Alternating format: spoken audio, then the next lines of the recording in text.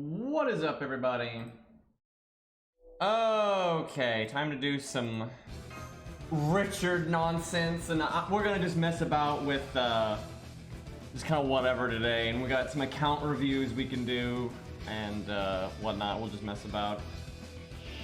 You know, at some point we need to play our ult account that has access to the Abigail fight. That's actually a pretty fun one to just mess about with and see how people do on. I kind of forget that we have that fight available, though. I've also got it on NA. Okay, let's see here. So, we do not have a Grailed one here. However the fuck you say her name. I'm just gonna call her the small one. But she's got good command codes and stuff, so we'll see how she do. But we don't have, you know, Grails or 2K Foe or any fancy shit like that.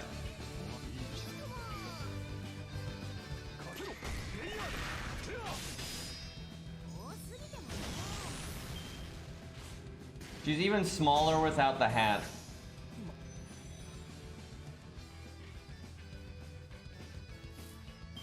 We'll play the Sinnoh account at some point, but there's really no rush. It's not like we have to do it right now. Because its objective isn't to play events or anything, it's just to play through the main game. So there's no like time limit involved. I basically just need to make it, because I think I'm gonna... It'd be really fun to make it on stream, because you get to show your tutorial role, but because the whole point of it is to get Sinnoh in the tutorial summon, you know, that's going to be so random, right? So I should probably do that off stream because it could take 1 try, 2 tries, 3 tries, 5 tries. Like, you have no idea how long it's going to take, so.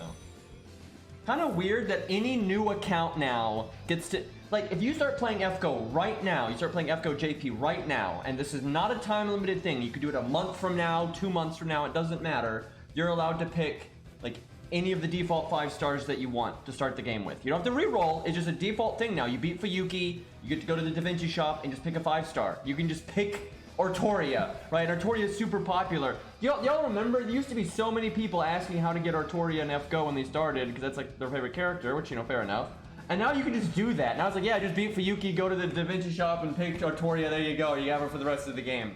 And yeah, I guess some NA players don't know that, but on JP now, it doesn't matter when you start playing the game. If you beat Fuyuki, you can pick, it has to be one of the default 5 stars, so like, normal summon, and, but story locks are in there as well. You can pick Lancer Artoria, Tesla, Waver, Tam, you know, Artoria, whatever you want, and just anytime, you can start playing a year from now and you can do it. But yeah, it's kind of wild that you're, what I'm getting at is you can just start with Artoria if you want to, no strings attached, no re-rolling, nothing weird. But if you want to start with Sinnoh, or which, you know, let's be real, Sinnoh's not the most hyped 4-star, you have to re-roll, right? And it can take a second, because they don't give you the option to pick a 4-star. They should, honestly, now that they let you pick a fucking 5-star, they should let you pick your tutorial summon, right? Just let you pick what it is, right? Like, you don't have to make the pool any bigger, but just let people pick whatever they want their tutorial summon to be. I think that's fair enough, right? So then you start the game with a 4-star they like, a 5-star they like, and then, you know, whatever random 1 to 3 stars they get, and there you go. I think that would be nice. I think they think, oh, the 5-star is good enough, no one's even going to care about the 4 stars, which might actually be true, I don't know. What do you think, ever give out a 4-star ticket again? Yes, because I don't think they're going to do any more free 5-stars. Because I think because this new 5-star system is permanent, I think they're not going to do the free 5-star on the anniversary anymore. Because this one lasts forever. So I suspect that they're not going to do any more. But you never know. Maybe Time Moon is just really hype about it, and I don't know. But I think they'll do a free 4-star at some point again. But yeah, it might be a while. Which sucks, because some people really like 4 stars, right? More than 5 stars, so it sucks for them.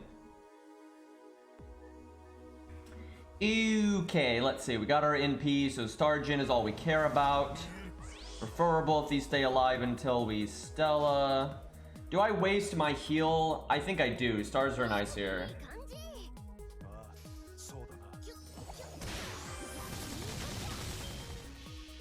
Yeah, I hope they do a free 4-star at some point, but... Oh well. And yeah, today we're gonna do an account review for Ethan Allen, and he's here all the time, so... That'll be a fun thing to check out. I've literally grailed every rarity except for 5-star. I was like that for a long time, but I eventually grailed a lot of the stuff I super cared about, and I eventually got around to grailing Mordred. Because I like Mordred character-wise a lot. She's in my top 5 favorite characters in Fate. It's just, at least favorite servants. It's just, she didn't need it, right? A 5-star is so good as is. It's like, there's no problem using them and making them do a lot in boss fights or farming or whatever, even if they're not grailed. Where the 3 stars or 2 stars and stuff need it. Holy crap! I saw a comment or something on our Discord. I think it was from YouTube. I don't remember, might have been Reddit, but I think it was from YouTube. Somebody saying 3 stars are the worst rarity in the game, and they're like useless. I'm like, what the fuck? Like, what the fuck? And they're like, except for Uriel or something. And Uriel's fine, but like, what? Sure, there are some 3 stars like Jekyll and Hyde that aren't good, but that's true for all rarities. Like, what the hell? Like, universally, out of all the free-to-play units, right? Because 1 to 3 star are the rarities that everybody gets, right? Like, regardless of their RNG, you're going to get the 1 to 3 stars. The 3 stars are the best. Like, absolutely. They have the highest stat line of them, and they have as much variety really as the 1 to 2 stars do. Generally more, because there's a lot more 3 stars. And again, there are some stinkers, but there's some stinkers for the low stars too, like Charlotte. Feels bad, by the way. But, you know, they've got Jekyll and Hyde and Gilius, of course. But, I mean, Ku, 100 Face, Ushi, David, Robin. I mean, there's so many 3 stars that are just fundamental, like, backbones that, like, make the free-to-play experience so much better. Like, so much. I mean, seriously, David, Ku, Ushi, 100 Face just are so much help. And then you got Asclepius and so on and so forth, right? And of course, you know, George and Mozart, of course, they're great. I would never say, like, the 1 to 2 stars don't have units that are super, super, super helpful. Like, absolutely. Like, George is a godsend. But, you know, overall, I would say 3 stars are the most useful to free-to-play people. Now, I will say this. Why is it showing the low bar? No matter what I do, it won't. There we go. Anyway, if you had to cut out 1 to 2 stars, like you were only using 3 stars specifically, that would be pretty annoying because you would miss out on things like George and Mozart and stuff, right? So it's not ideal, but yeah, no, 3 stars are really useful. Okay, let's see. The trick here is going to be when we use her 3rd skill, because it'll basically bring us back with 5,000 life, and then we can heal right after and get up higher than that. So I'm trying to think if I want to just cast. I don't think I cast it right away. I don't think I want to just throw my health away. We should use it, I think. And this isn't a particularly good time for the invulnerability anyway. It's just the sooner you use the invulnerability, the sooner it comes back. But her cooldown is so long that I don't think we really worry about that. So, I think we actually do nothing. I think we just NP, we heal boost, next turn we try to NP again.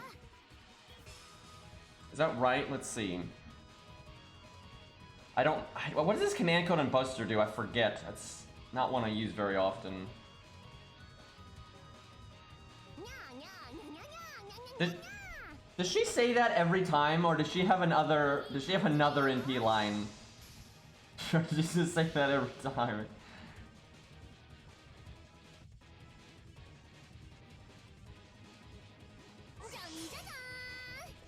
Really generous of them to make her a welfare, essentially, though.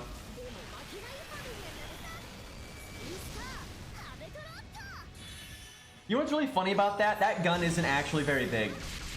You know, they're all like, oh my god, she whips out a giant gun, but it's actually not... It's not actually that big of a gun at all. It's just she tiny. Okay, I almost... No, we heal here. I think I'm gonna whiff some of it, but it's such a short cooldown. I mean, it's just such a short cooldown. Wow, we are gonna whiff our 2nd skill hard, but whatever. I forgot that it did that. Okay, to be fair, it's the first time I'm using her seriously ever. Like, fuck. There's that, you know, I was talking about whipping some of the heal. There you go. Good start. Well, if I want to, I can just use Atlas and heal again next turn, and if it's meta to do that, I don't think I'll end up whipping any value. We'll see.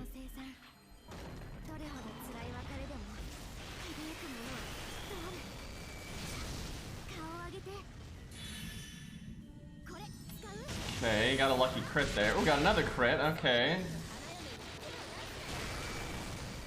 Damn. Her star gen when doing that, it's actually pretty good. 90% though.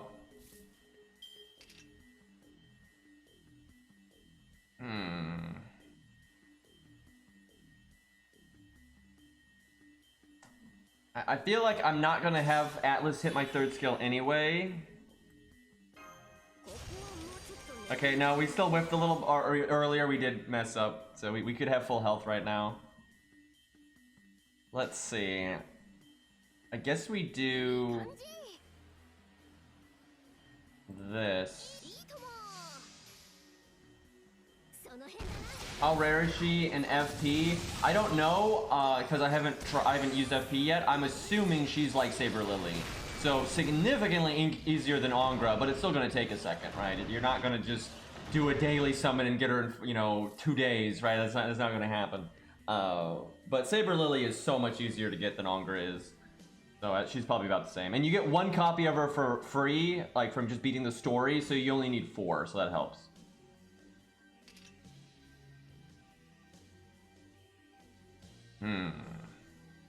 I kind of want to block his NP with our third skill and then use invulnerability after it. So I can just like really cover myself and get my health back. I feel like there's something you can do for her. If she's critting this often, I wonder if you could put like the NP gain, the 5% NP gain on an art card, and I wonder if that would be enough to help her loop on her own. Now, if the enemy had a halfway decent hit count, she'd be able to do it anyway. Like, the reason she's falling a bit short is just Richard having a really small hit count. But every bit helps. An extra 5% on 1 card is not enough there, but again, with the enemy hit count, it might just get you there, at least sometimes. Probably wouldn't have right there, though. Alright, let's see. I think, hold on. I think I invulnerability here. And then no, I think I wait one more. Then I invulnerability. Do I take the art crits, or do I want the stars? I guess I take the art crits, even though I don't need the NP gain. I should have swapped those cards around, I just whipped some damage. But I want the heal boost.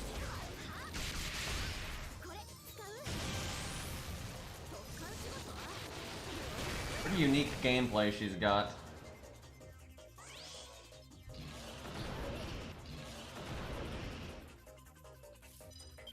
Her passive just bailed her out. Like Fey Eyes, it prevented her from getting crit there. Although I don't think she would have died. She wouldn't have gone down 4,000 from that. Alright, no point in healing.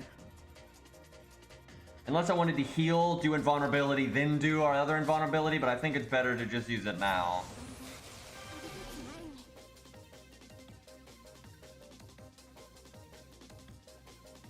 So again, we want the heal boost. What an interesting gameplay loop she has in a solo. Stream keeps buffering. I hope you have quality options so you can at least turn it down. That sucks, man.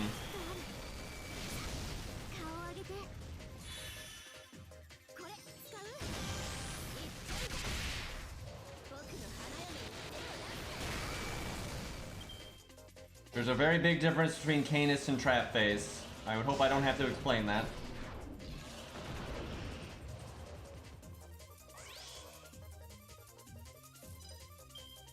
Okay, let's see.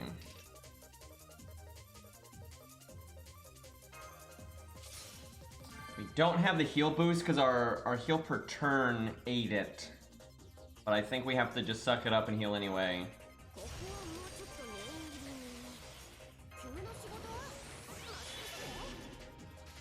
That's unfortunate. I kind of want to use our quick card heal, but I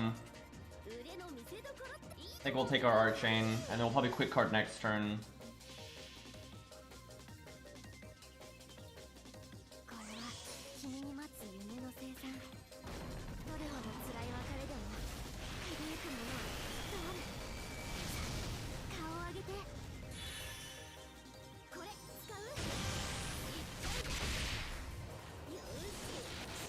will say though, our damage output is not great. Like, we're living a really long time, but our damage output could be better. But she is level 80 and AoE, and neutral, so on and so forth. Okay, we definitely want to heal here. Do we heal boost? Doesn't have the crit. I'm gonna be greedy and say no. I'm throwing 500 health away there. But I'm hoping this results in crits later, which is gonna be more useful to me than 500 health. I'm gonna be right back. I need to grab some medicine real quick. Give me just a second. She's stabilizing okay. The problem is she's just never gonna use her third skill again. I mean, I don't know, with different command codes, and if I waited to use Atlas until I used my third skill, there are some fights she might be able to use it again, especially if she's counterclassing. And if she's Grailed, especially if she's 120, then she can probably do it. Alright, give me 1 second to grab my medicine here.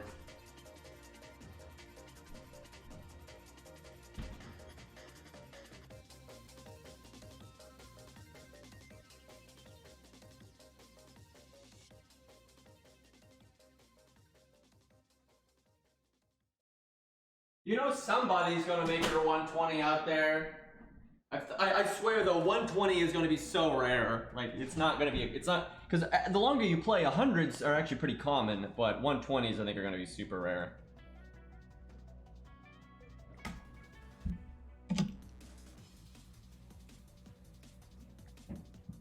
I think at 120 you could, and with Atlas, I think you could potentially get her to use her third skill twice.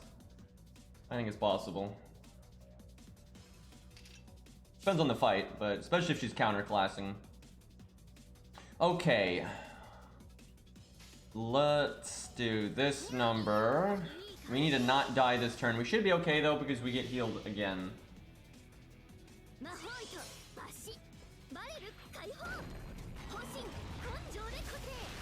I don't think they're gonna give out Grails any faster than they did before. Now, that being said, for the last like 3 years, they've given out Grails at a pretty generous rate.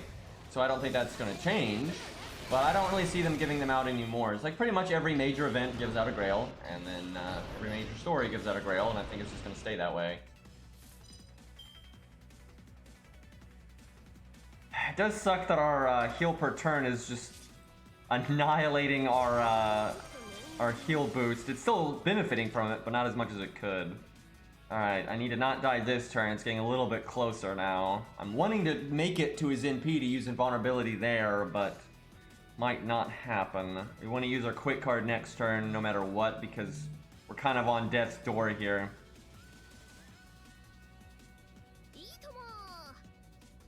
I'm kind of tempted to not go... I don't think I used the Buster here. I want stars.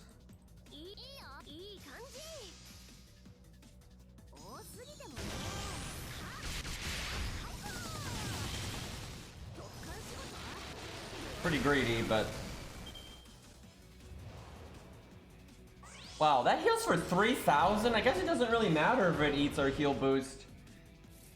Jeez. Alright, I need to live one more turn. I think we can do that. I'm gonna have to use my quick card, though, unfortunately. He's got some for just being level 80, I gotta say, this is a pretty good performance. Do I do the heal boost? I'm throwing a crit away, throwing a lot of NP gain away.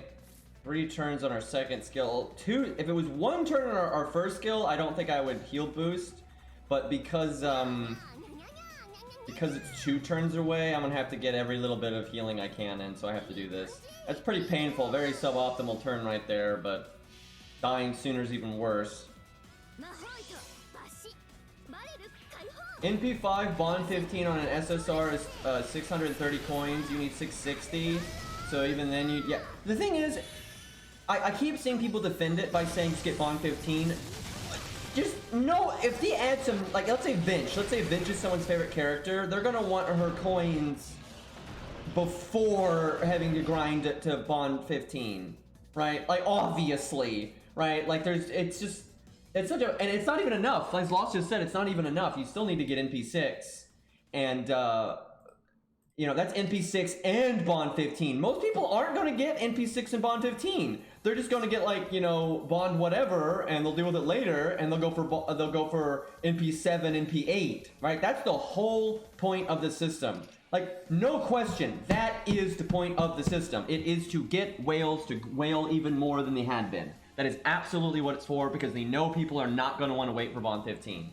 And Bomb 15 is not quite enough. So it's like, it's such a joke, dude. Okay, so we're gonna get NP'd. We don't really have a way of dealing with the docked. She can remove it if she ever gets her third skill again. I tell you what, I think I messed up. I think I should have tried to make sure Atlas did hit her third skill, because it'd only be 2 turns away.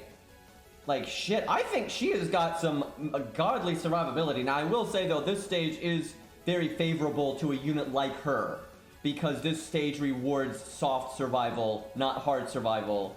And because he's AoE normal attacks, it gives you the wiggle room to actually survive this long. Where if he was doing like single target attacks, she'd already be dead, right? And where you have units like Hercules or Beowulf, where the damage output from the boss doesn't really matter. So they're not exactly favored, if that makes any sense. So this is up her alley, but she's not counterclassing, so it's still pretty impressive, I would say. Alright, she's healing next turn. So again, I need to do the heal boost. But I also want stars. Look at that triple crit, though. Alright, fuck the stars. Take the damage now.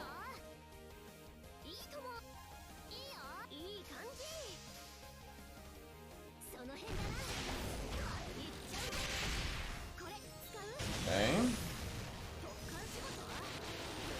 This burn is probably what's going to get us in the long run, though. It's going to really limit our ability to bounce back, and I think it's going to get us killed like right before we get our third skill again.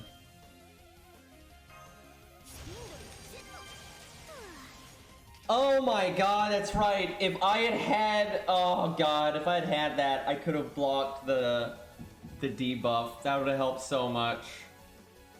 Oh, that is unfortunate. Well, we can NP again. We heal next turn, so definitely got a heal boost. I think she can beat this if she's got the. If you play this right, it'll be so close, because it's not like we've almost killed the dragon. He still has a lot of health. So it's gonna catch up with you eventually. The thing is, we've almost gone far enough to get Atlas back, which that's huge. Yeah, I think she just has regular debuff immunity. And her third skill is like Mori's, or Mori's first skill, where there's just no stopping the debuff. Well, if I had used Atlas correctly, I would have her third skill right now, and we could keep going. I think she can beat this, honestly. Cause yeah, I didn't think it was worth it waiting to use Atlas, but it was worth it. Like, it absolutely would have been worth it. I can use heal boost and heal myself, but that's not gonna matter, I don't think. Might as well try, I guess. Not bad for a first run, though. I'll retry later. That's a pretty slow solo, so we'll do some other stuff for now.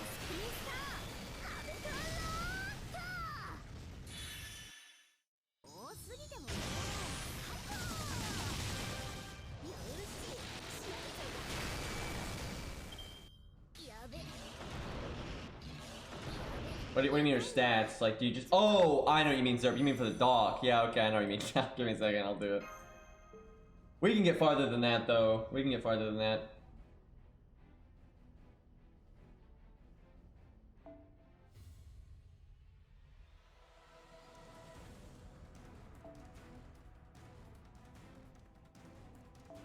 There we go.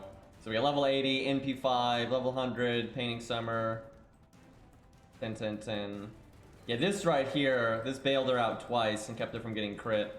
But the dragon's crit chance isn't super high, so she's actually pretty safe because of that. This is a nice passive, it really is. I think she could do it without being max grails. I just think I needed to use my third skill. It'd be really close, because if I had hit Atlas on that third skill, it's not like we just instantly get the rest of his health, right? But that would have stabilized us for quite a few turns, and it would have stabilized us long enough for our Mystic Code to come off cooldown, and that's big. So, I think she can probably do it at 80. I think she can probably do it at 80. It'll just be really tough. Yeah, I don't think she has multiple ascensions. She's kind of treated like a welfare. I think this is kind of a new classification of unit that's kind of an old classification of unit. It's basically Saber Lily, because I've always said Saber Lily's not really a welfare, even though she shared certain traits with them. But, you know, she used regular Ascension mats. She wasn't actually obtained originally from an event. She was just a promo thing that they gave out, and now she's obtainable in FP. You know, ultimately, Saber Lily has been a unique snowflake. They just happen to have a few things in common with welfares, but she herself really wasn't a welfare. You don't obtain her like welfares. You don't level her like a welfare, right? Any of that stuff. And it's the same thing here. In common with a welfare, with the whole only having 2 ascension stages, and they both look the same, just different art, that kind of stuff. 4-star, but also pretty sure uses just totally regular mats. Also now gotten an FP, so it's just kind of a new style of unit, and I don't really know what to call them. I don't know, an FP 4-star, right? That's kind of what I guess what they are now, but it's just kind of a new thing they do from time to time now, it seems. Yeah, I think he probably will add new units like her from time to time, but I think it'll be very rare. I think it'll be very, very rare. But it's good. I think it's good for the player base, and it makes... I think what they've thought about, and I think this was a good decision on their part, is they want FP to be a little bit more exciting. They want you to care a little bit more about FP, because on a new account, you absolutely care about FP, because you want to get Blackbeard or Mozart or Hans, you know, that you're wanting to get that stuff. But once you have all that stuff in P5, you don't care too much anymore, right? But now there's enough uses for FP you give a shit, right? Because not only do you get all that original stuff I just said, and now you get these, you know, big 5-star XP cards, which that's super good. But now you also have a chance of getting Ongra, you have a chance of getting Saber Lily, you have a chance of getting, have you say her name, Herberlot,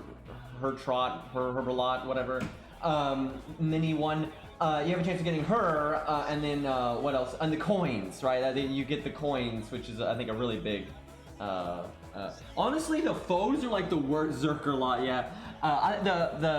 The foes are like the worst, though, because, like, I remember when I had forgotten to save foe items for Percival. You know, I rolled quite a bit of FP there to try to get some for him, and it's just, it doesn't work. Like, it literally doesn't work. You get, because it's class specific, it just doesn't go anywhere, right? You can spend like 500k FP and get like 120 for the class you're looking for.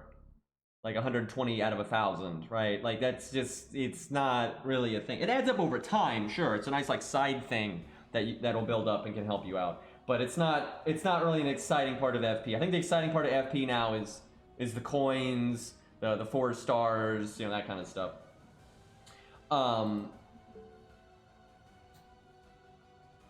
Let's see. Let me think.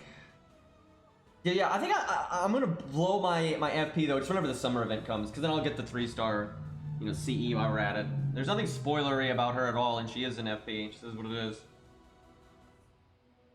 Like, how is she any more of a spoiler than any other major character in any other singularity? Right? Like, it's not even remotely spoilery. This is a real problem FGO has, and they just do it for hype. You know, it's like Tesla being story locked to London is irrelevant.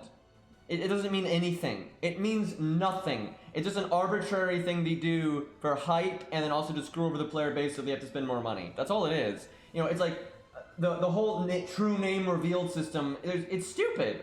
It means nothing. It literally means nothing. There's no difference in how you learn about who Moriarty is and what his role in the story is compared to any other servant in any other story. It literally doesn't matter, right? And a lot of limited time servants show up in a lot of stories, and they don't make some big deal out of learning their identity any more so than any other time, right?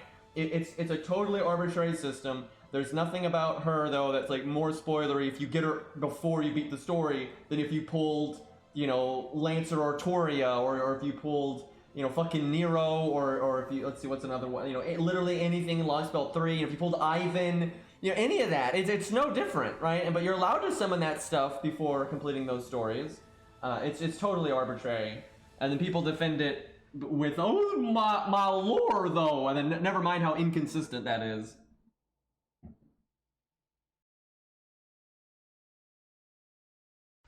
Wait, what looks like Mash's shield? What are we talking about? Anyway, let's see. What do I want to do now? I kind of want to just like run through all of the optional content we have, because I do have a lot of it these days.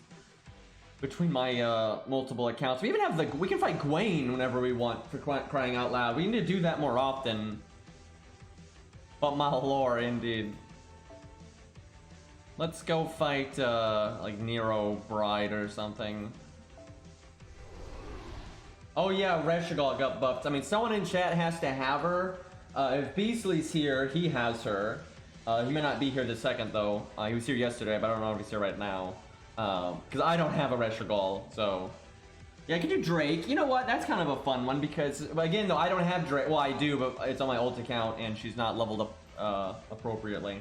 But if someone has Drake, we can use her against the dragon, because AoE Rider and all that. Alright, Lost has a Reshigal. Let's see, where do I want to test the Reshigal? Now, we could use her where she's actually applicable against, like, Uriel and Asterios, but that almost feels like bullying. We could use... How about we use her against Abigail? I don't have that account set up where I can just play it, because I have to play that one on an emulator, and this is my phone right now, but that doesn't take me that long to set up. Yeah, let's try a Reshigal. Any chance, any chance... What's her... Abigail is Earth? I doubt it, because Abigail is a real person, so she's probably man. Or Star, because of the Foreigner stuff. I don't see how she could be Earth, because Earth is for, like, legends from Earth that didn't actually exist, right? They're not part of, like, real-life history. They didn't, you know, they're fictional. She is Earth? Why is she Earth? I'm so confused. She should be man or sky or star. Why is she Earth? She absolutely should be man. I'm gonna look this up. She should absolutely be man. Like 100% she should be man. If there's any reason she is Earth, I'm so confused. I'm so confused. Why in God's name is she Earth?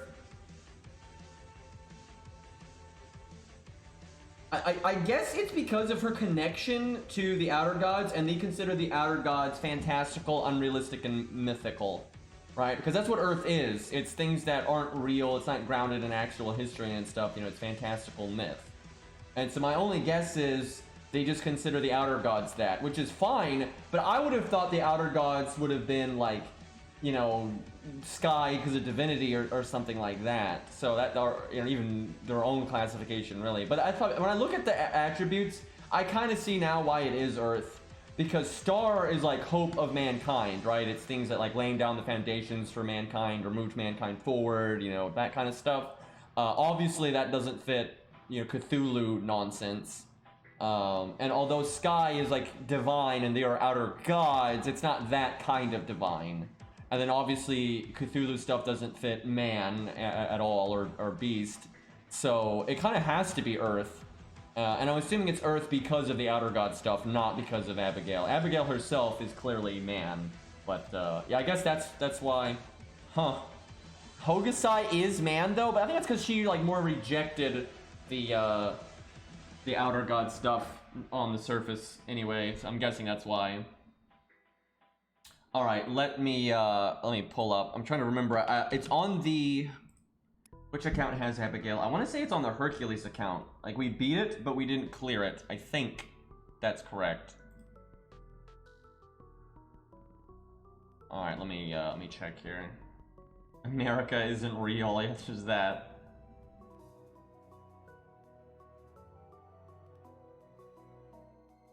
Yeah, a few of them out there don't make sense. Like, sometimes I think they really kind of... Oh crap, hold on, I've got to, I gotta update my my game here. I forgot to do that.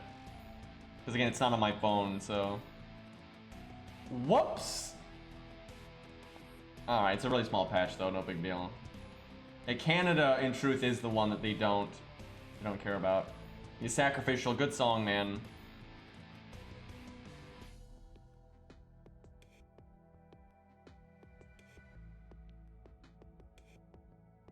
Okay, I think I've got it right now. The camera may not be aligned quite right.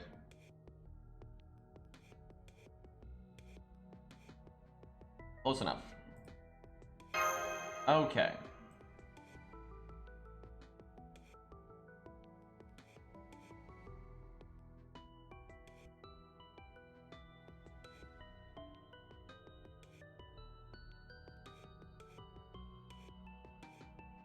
Binding of Isaac's OST is the best in the series. I agree. And then like there was some drama between the composer and the developer, and they're like, the developer refuses to work with him anymore, and he was. I gotta say, I think he was really petty about that. If you have artistic differences or you have personal issues, that's fine. If you don't want to work with him anymore, that's fine. That's not unreasonable. But he like got really petty about it and like removed app crash, by the way. But he got really petty about it, like removed all the music and that kind of stuff. It just, you know, that's just silly.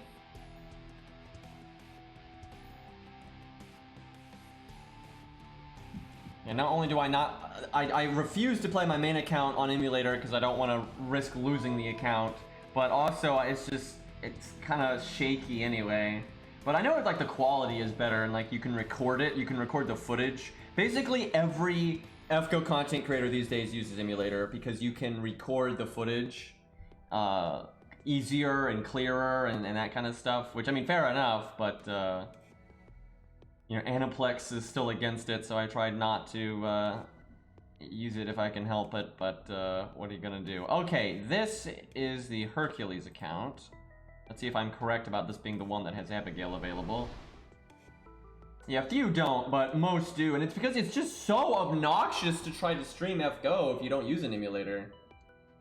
Dude, I saw Mist fighting Fluffy Boy, and dude, his stream was so, like, it was a lot like mine when I was fighting Burgess. They're just being shits, you know, they're backseating, terrible advice, by the way. They're telling him to use blue cubes, they're spoiling constantly. And dude, their advice was so bad! Dude, like, their advice was so bad. They were saying, like, Mash was, like, really low in health, so she was about to die, right? And they were saying her taunt doesn't do anything because the boss is AoE. That's wrong. That's absolutely wrong. If you taunt with Mash and she dies in like one attack because she's low in health, it cancels the enemy's turn, so he won't keep attacking the other units. That's huge. I literally do that like in my clear. I use St. George for that, right? That's why St. George is such a whack level, right? And that's just so common that's so common in FGO streams. The people backseat and they literally don't actually understand the game on like a deep level, and so it's like, just shut the fuck up, dude. Like, just shut the fuck up. It's nonsense. Okay, Abigail time. Lost, do you have yeah, that's another thing, Lost, with an actual account system. Do I have you on this account, Lost? Shockingly, I do. Any chance we can get better command codes than that? Because this is going to be tough, and we're gonna need the big guns. We're probably going to need the anti-stun one, because doesn't Abigail stun sometimes? I know it's pretty rare, but I'm pretty sure she stuns sometimes. Let's see, what else is the deal with this fight?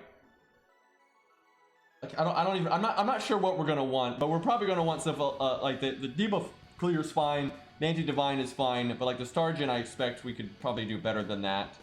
But I'll leave it up to Lost, whatever Lost thinks is right. Yeah, she has like Terror, and so you can remove it in advance. But in case you can't, right, because you have other debuffs, it's not bad to have the anti-stun. Yeah, I think she auto-cast Terror on turn 1, but that one's easy to remove, but then she can cast it again, but I think it's unreliable. Yeah, she doesn't quite have break bars, and you can take more, there are, I think, ways to do more damage in one turn, because you can, like, kill with NP, then reset her, then hit her again. So it's more like Guts. I don't think it's quite like Guts, so it's a little different. But she has a lot. I think she has 5 lives, 5 or 6 lives.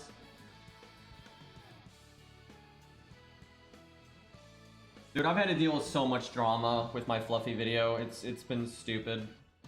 If I had known it was gonna be that dumb, I would have just reset the boss and done it again and put the command code on, so I didn't need the command spell. And like, you don't even need Black Grail. Like, it certainly helps, but like, there are other ways to approach it. Like, you know, you can get Ku's third passive, you give him the anti-divinity thing, you put Ku in the back and use a different DPS in the front, right? Stuff like that, but, you know, people use anything to justify their bullshit opinions, so.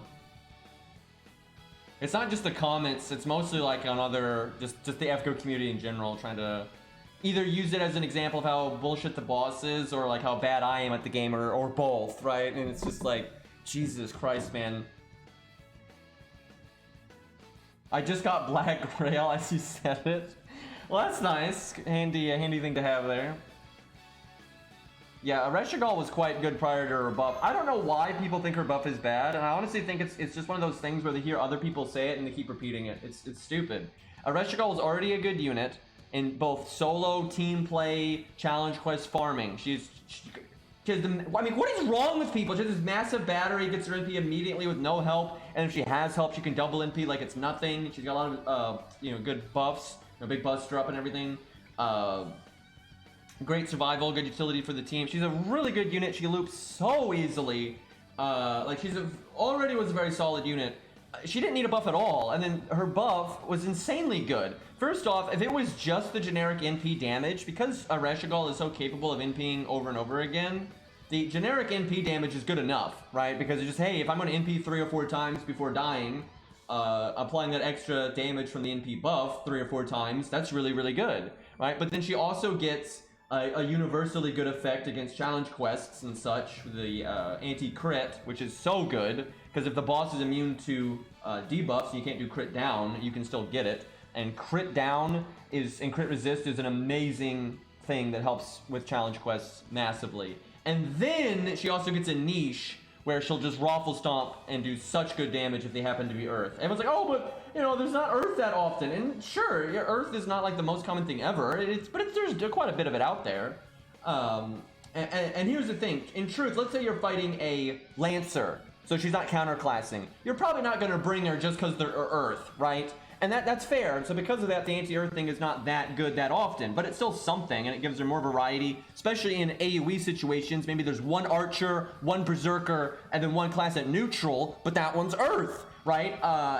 So stuff like that's going to help her out, but she doesn't need the anti-Earth thing. She doesn't need it, right? She's amazing without it, and it's just a nice bonus, which is how niches should be. You know, Sanson should have a third skill that does something, and has a bonus if they're human, then it's better, right? Unfortunately, Sanson doesn't get such luck. Okay, I kind of forgot. Wow, I haven't played this account in a while. You can tell because of the CEs there. I kind of forgot how the trash mobs are here. I know there's like more trash before Abigail than normal, and it's good to use like a Raj, but I don't really remember. I had like a setup that was like the way to go for like making sure you get there. Let's just try George. And then Arash, and if we have to adjust it, we adjust it. Okay, what does this account have? Oh look, it has K-Scope, even though this is a brand, you know, completely free to play, hardly play it. It's like you get rare stuff. And yeah, I could easily not have K-Scope, but then I'd have 2030, or I'd have this anti-Berserker CE. Like, this will help against Fluffy so much, right? Like, holy shit. Now, you could do this with Kuz in the back row and that kind of stuff, or other big nukers, right? Like, Jesus, use your imagination, people. But anyway, we'll just do the old K-Scope here. I'm hoping we have Kim Lon. I really need to be getting on this account, though, to do FP summons every day. She probably wants Atlas, especially for this fight. Alright, off we go.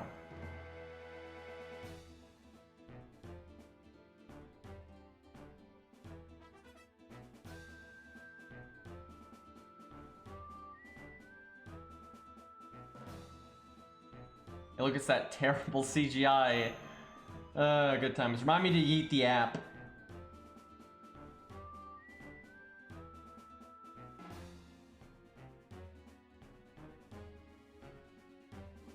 Right, how did you get it because of a bug? Did you roll when you weren't supposed to roll or something?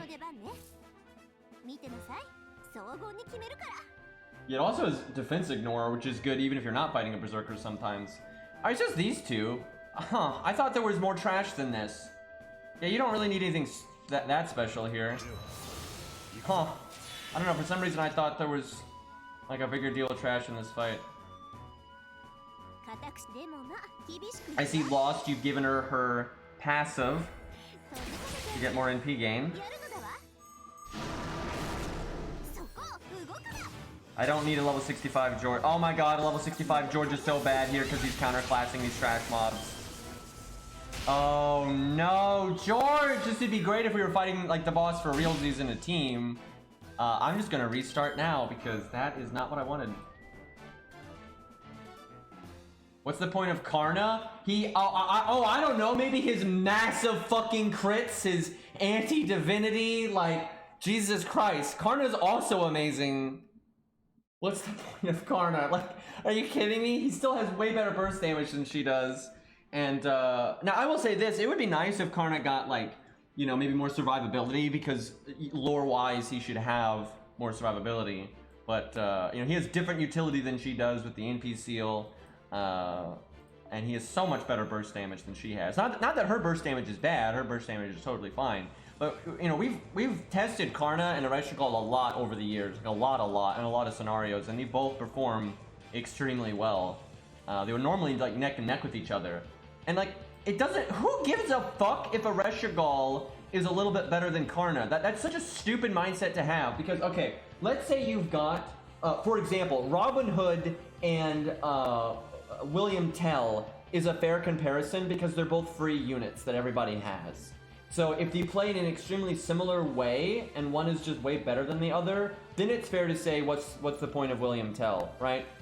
That is not applicable to 5 stars. Because one, almost all 5 stars are so good that it doesn't really matter if they're not like meta or not, right? And then also, I don't know if you've heard this, guys, but most people don't have every 5 star in the game. So you might have Karna, but you don't have Ereshkigal. And oh look, Karna's really good still for having really big AoE damage and getting his NP quickly, then having a massive niche against Divinity, and having you know, the NP seal and the really large crits and that kind of shit, right? Like, and you're probably not gonna have Ereshkigal, then you might have Ereshkigal and you don't have Karna, so you just use what you got.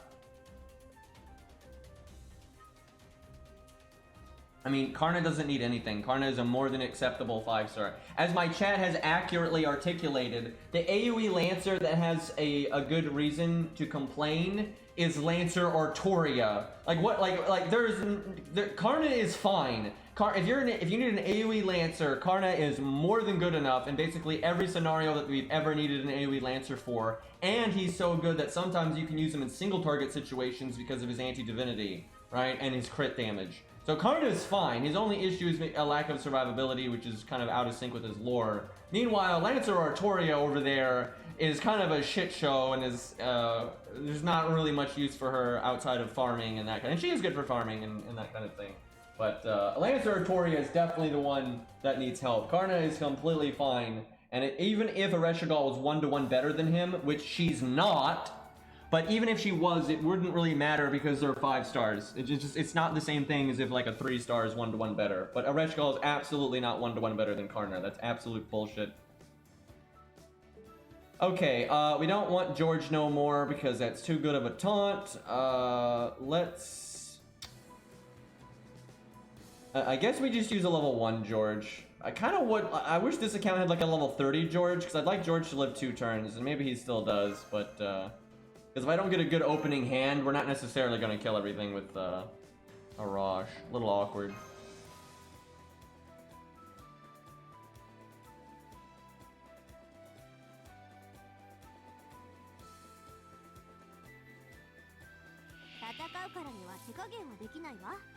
Okay, let's see here. I get cards next turn. Arash is good to go.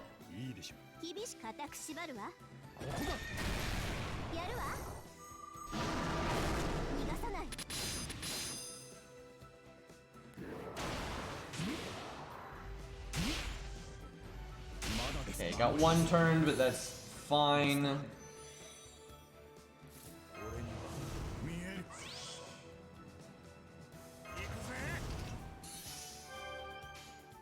Want to make as many stars as possible. Unfortunately, this is a really shitty hand right here. Like, it could have been so useful to us if we made stars there, but oh well. Because that's her shtick, is you want to crit on the turn that you NP. And that's not hard to set up, but because we don't have access to our deck, we couldn't set it up.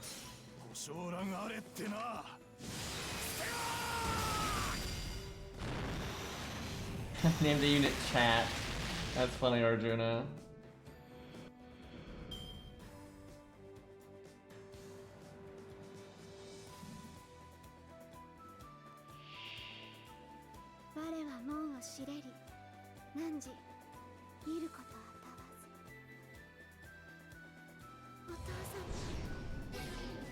Okay. I gotta play the long game. It's quite important here. We definitely want to get rid of that debuff, but I don't think we want to use our Mystic Code because we've got the command code, so I'll just save it.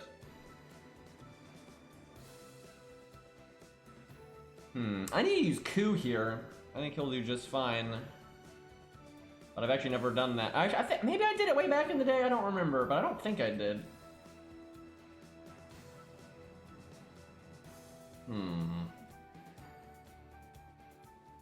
I guess I use our third skill. This kind of sucks though that I don't really have a way to loop because I don't have stars. It's unfortunate. Although the hit count of the boss is pretty high. I'm trying to think if I want to do my first skill or not. We've got the defense buff. I mean, the sooner I use it, the sooner it comes back. I think I use it. Oh, we lost. I forgot. We have to do this differently. You have to give her a gut CE, like 100%. There's no world she beats this without a gut CE. I totally forgot about that. That's like the whole shtick here. Is you gotta use a gut CE and then you gotta beat the boss before she NPs a second time. That's the whole shtick here, which I think Ereshkigal might be able to accomplish. Yeah, I just realized. Yeah, me too. I knew she had the buff removal, but I kind of forgot like just the pacing of this fight and everything. It's been a while. Let's go Buster Chain. But yeah, we'll see how she does without it, but she's gonna need that for sure.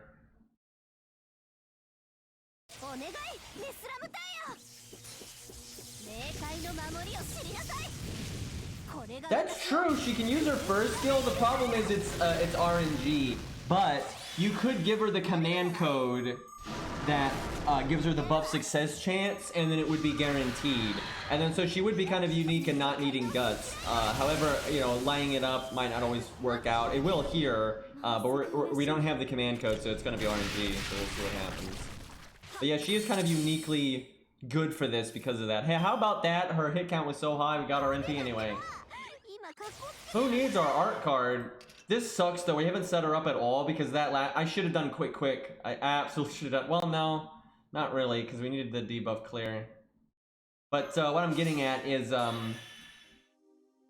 we're not setting up the whole gimmick for her, which is critting with her art card. That's how she just loops forever. And we rightly have Star Absorb on our art card, so it's easier to crit with it. But we didn't really set this up smoothly. It was all because of that turn with Arash where we just got all Buster cards. That's kind of why it's gone this way. Now I want to do quick, but I don't want to use that quick card yet. I think the 1,000 health could add up, so let's do this. Sucks we don't have the crit chance, but I think it's okay.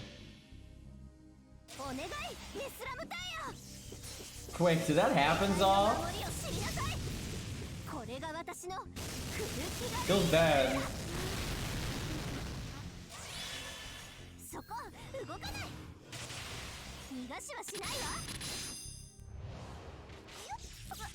My viewer count has absolutely not doubled. It's just Lost Belt 6 type. That's all it is.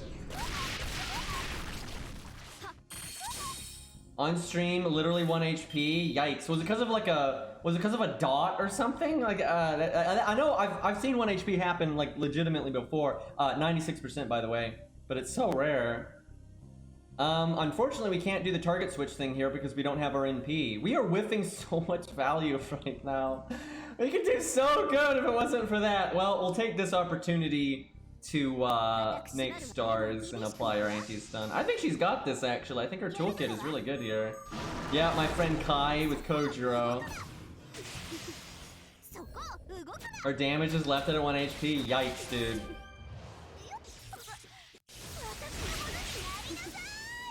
Do you all think Summer Ereshkigal is gonna finally happen? See, I personally don't really care because I don't generally care too much about summer servants. It's just not my cup of tea. But I still want the player base to be happy, so I hope they get what they want, right? And the thing is, I like Ereshkigal just fine. I like her way more than Ishtar, by the way. Shots fired. But if I was going to use Ereshkigal, I would want to just use regular Ereshkigal generally, right? I normally favor the serious take of the character, not the joke stuff. But you know, if people want a summer Ereshkigal at this point, I feel like it's more than She's been around more than long enough to like deserve a slot, right? So it'll probably happen soon. Didn't they already say the welfare was Da Vinci? Like Da Vinci, like the Da Vinci with a gun for whatever reason. How much do I care about that attack down? It's 20%, I think. It's looking like we're not gonna need.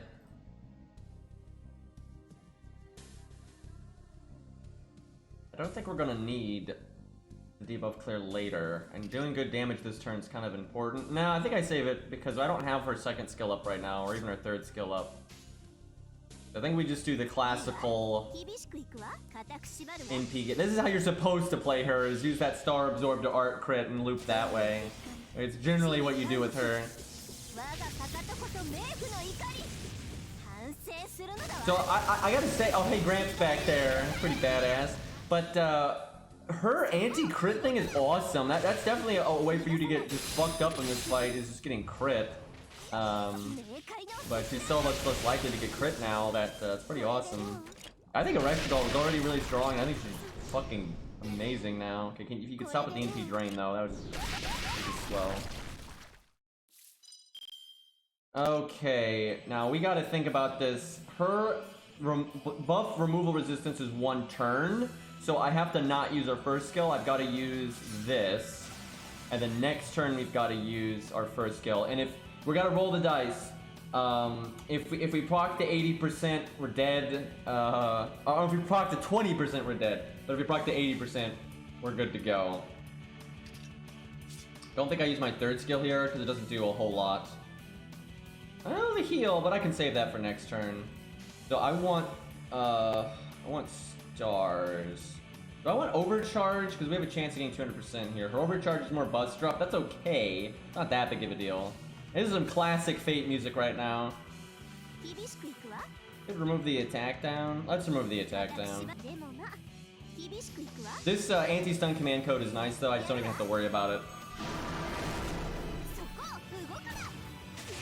You can tell when she's on her last life because the keys in the background will be gone. Like the more lives you take, the less keys that are back there. On her final life, there's just no keys.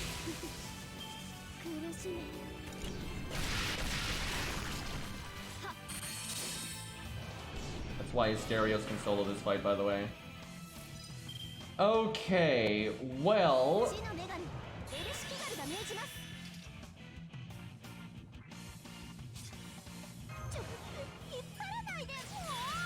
Whew! I think we landed every single one of them. Feels good. How about that? That would have really sucked if she fucked that up. All right, let's. What the fuck, Star Absorb? Work with me here. So take out this health bar. I feel like with or without the attack down. Let's do quick. Didn't Hans it, yep.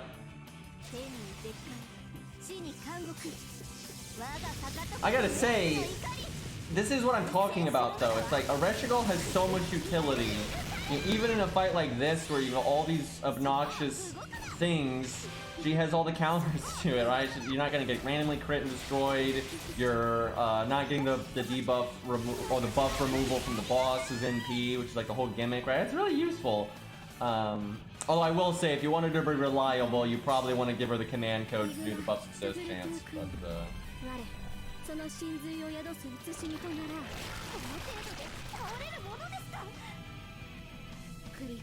should get plenty of NP gain here.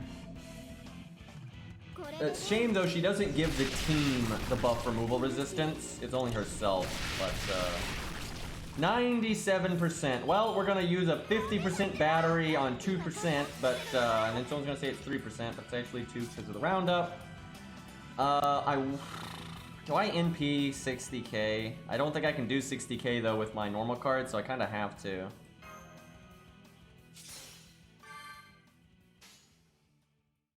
Damn, our heal is on cooldown. I think she might just barely die here, we'll see. This is absolutely doable by her though. Like, I think she can absolutely beat this, and I don't think she needs to be grailed. I think she can do it at level 90. But we we weren't the most optimally set up here. Yeah, and she's got, we're not out of keys yet, so I think we're not gonna make it. But for being AoE, I think she did really well here, and I think she absolutely can beat this. I think there's ways to have her go a lot farther. Yeah, I definitely think that she can. Oh my god, will you stop doing the MP drain? Okay, well, never mind. She gave it back. She heard me. It's like, you return that NP right now, young lady. Well, we're probably dead this turn. We got the defense up still, so maybe not.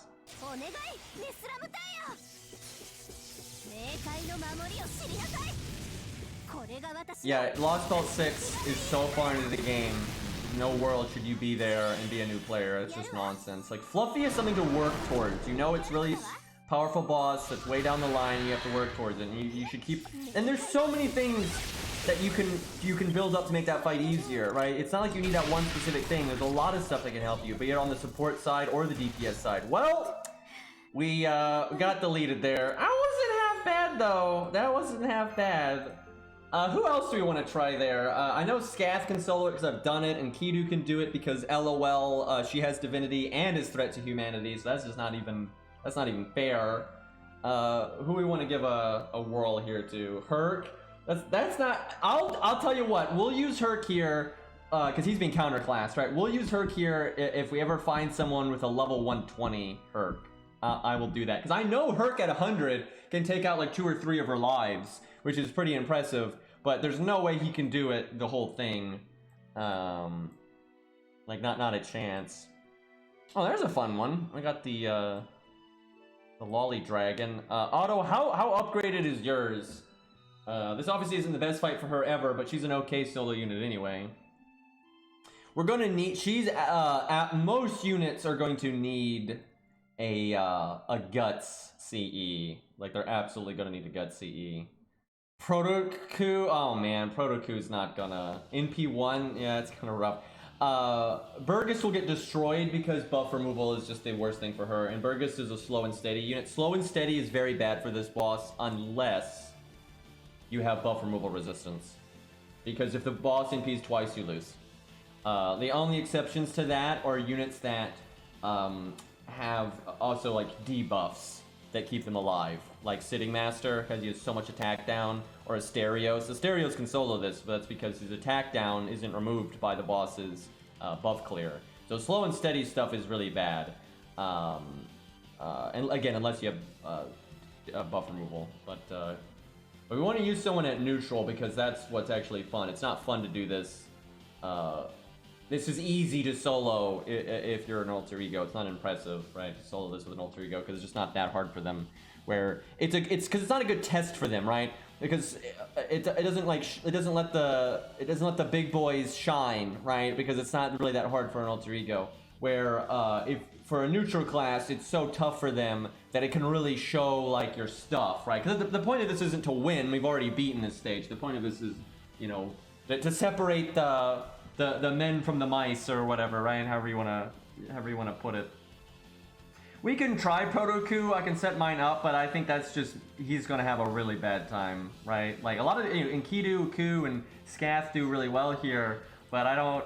Protoku is not as good as them. All right, give me a second. I gotta switch my camera here to Samsung Dex. There we go.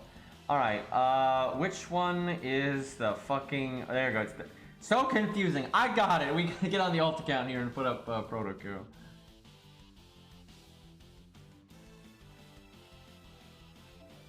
Yeah, Lip does really good. Melt does really good. Like there actually are a few alter egos. I guess the Walk of Shame. There are a few alter egos that actually don't do well in that fight, like Mecha Liz and stuff. That's because ultimately Mecha Liz isn't a very good unit. She's good because of her class when you need the class, and most people, that's the only alter ego a lot of people have. But ultimately Mecha Liz's toolkit's trash. Her ratio on like damage to survivability and everything, like what she actually offers you in raw numbers, is actually really crappy. Like really crappy. Like Okita Alter is better. Okita Alter is better than Mecha Liz, I would say. Now, Mechaliz is still very useful because she is like the only alter ego most people are going to have, and she's good enough to just do NP nuking, right? But yeah, Ibuki has 20% passive buff removal resistance. So you slap like this CE on her, I think that, and then you just pray, right? Maybe we try that auto just for the memes, but oh my god, like the odds of her winning are so bad. Because she's a slow and steady unit. So even if she gets lucky, like you could reset the fight, maybe do it 3 or 4 times, and block the first NP, right? But you're not gonna win from that. You're gonna have to block a second one, I think. Maybe even a third one. Probably not. She probably just needs 2. But the odds of blocking 2 on her are just terrible. All right, let's give Protoku command codes because he's gonna need them.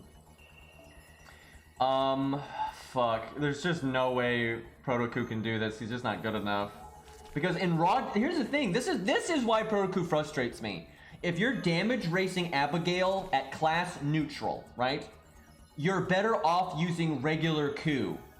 And that doesn't make any sense. It should be Protoku, but it's not. Like, regular Ku is better in a damage race, and it's because his first skill gives him attack up for 3 turns, and his attack up works on his NP, his extra attack, it works on everything, right? And so regular Ku is much better here in a damage race scenario.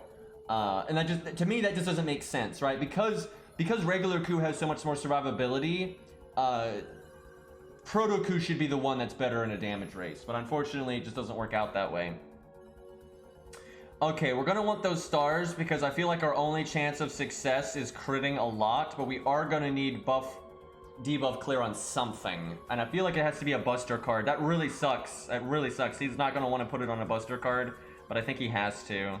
I'm gonna be ballsy, and instead of doing the anti-stun, which is much safer and more guaranteed value, I think I'm gonna go with the any debuff clear and just hope for the best. Hey Zert, thank you for the extended sub, man. I appreciate that. But Protoku's gonna need the greedy value. We're not gonna win with. I'm gonna be so greedy here. I'm not even gonna use the Merlin one. I'm gonna use crit damage on my art card because I don't see any world of us winning if I do like the safe bet stuff. I think the crit command codes I'm looking for might be equipped to somebody else or something here, or I'm just blind.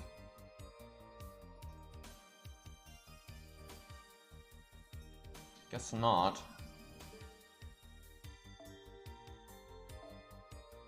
Let's see. I don't know what to put on the other buster. I'm looking for that Ushi one. Did I not do? Surely I did Little Big Tengu on this account. Maybe I didn't. I guess I was kind of busy with the other accounts back then. Maybe I don't have that one. Well, if I don't have that one, I can use the paintbrush one because that's art crit 20%. That's pretty much the same thing. Actually, it is the same thing because the Ushi one is 20%, but for any card type. Well, the anti-divine one is the safe bet. The pinnacle value, though, would be like this one, but I think we'd go with that one, because sometimes we're just not going to crit. Ooh, I don't know about this. Vortigern. Am I being taunted right now? That's a great name, though, and I've actually named, like, characters that I've made in video games that in the past, like, over the years. When I was young, if I played, like, an MMO or something, sometimes I would name my characters Vortigern, and that's why I wanted him in Fate so bad, because I've always liked Vortigern a lot. Dude, Vortigern, but thank you for the sub though, seriously. Dude, there's that, I've talked about this game before, but there's this awesome, I love this game. I think it's aged very well mechanically. It's a great video game. There's a game called Lords of Magic, and when it was first released, it was just like the normal base game, and it was like, you had like, you play through like it's kind of like like, what do you call it, Age of Empires or something from back in the day, where like it's a turn-based game, but all the factions kind of take their turns, and you know you have like the sandbox and you just fight the other factions, right? And you had like earth, fire, life, death, water, right? It was all like elemental stuff, and you just had like this map, and it was a made-up universe, you know, it was like a fantasy setting. The world was called like Yorak or something. It's named after Epic of Gilgamesh stuff, if I remember correctly. They had a lot of that stuff like snuck in there. They had like a lot of twists on it anyway. But yeah, and so that was just like the game, right? That's all it was, where you'd pick your faction. You could be earth, fire, wind, or whatever, and then the computer would play the other factions, and you had like this map, and you would build your kingdoms, and you could trade resources, be friendly or hostile, and when you go into combat, it would be, all the management was turn-based, but when you'd go into combat, it was real-time. But you know, it was just its own little game. But then they made a special edition like later, like a year later or 2 years later or whatever, and they added this. I'm getting to Fate, I swear, I'm getting to Fate. They added this game mode called Legends of Yorak. And each of these game modes was very heavily inspired by real-world mythology.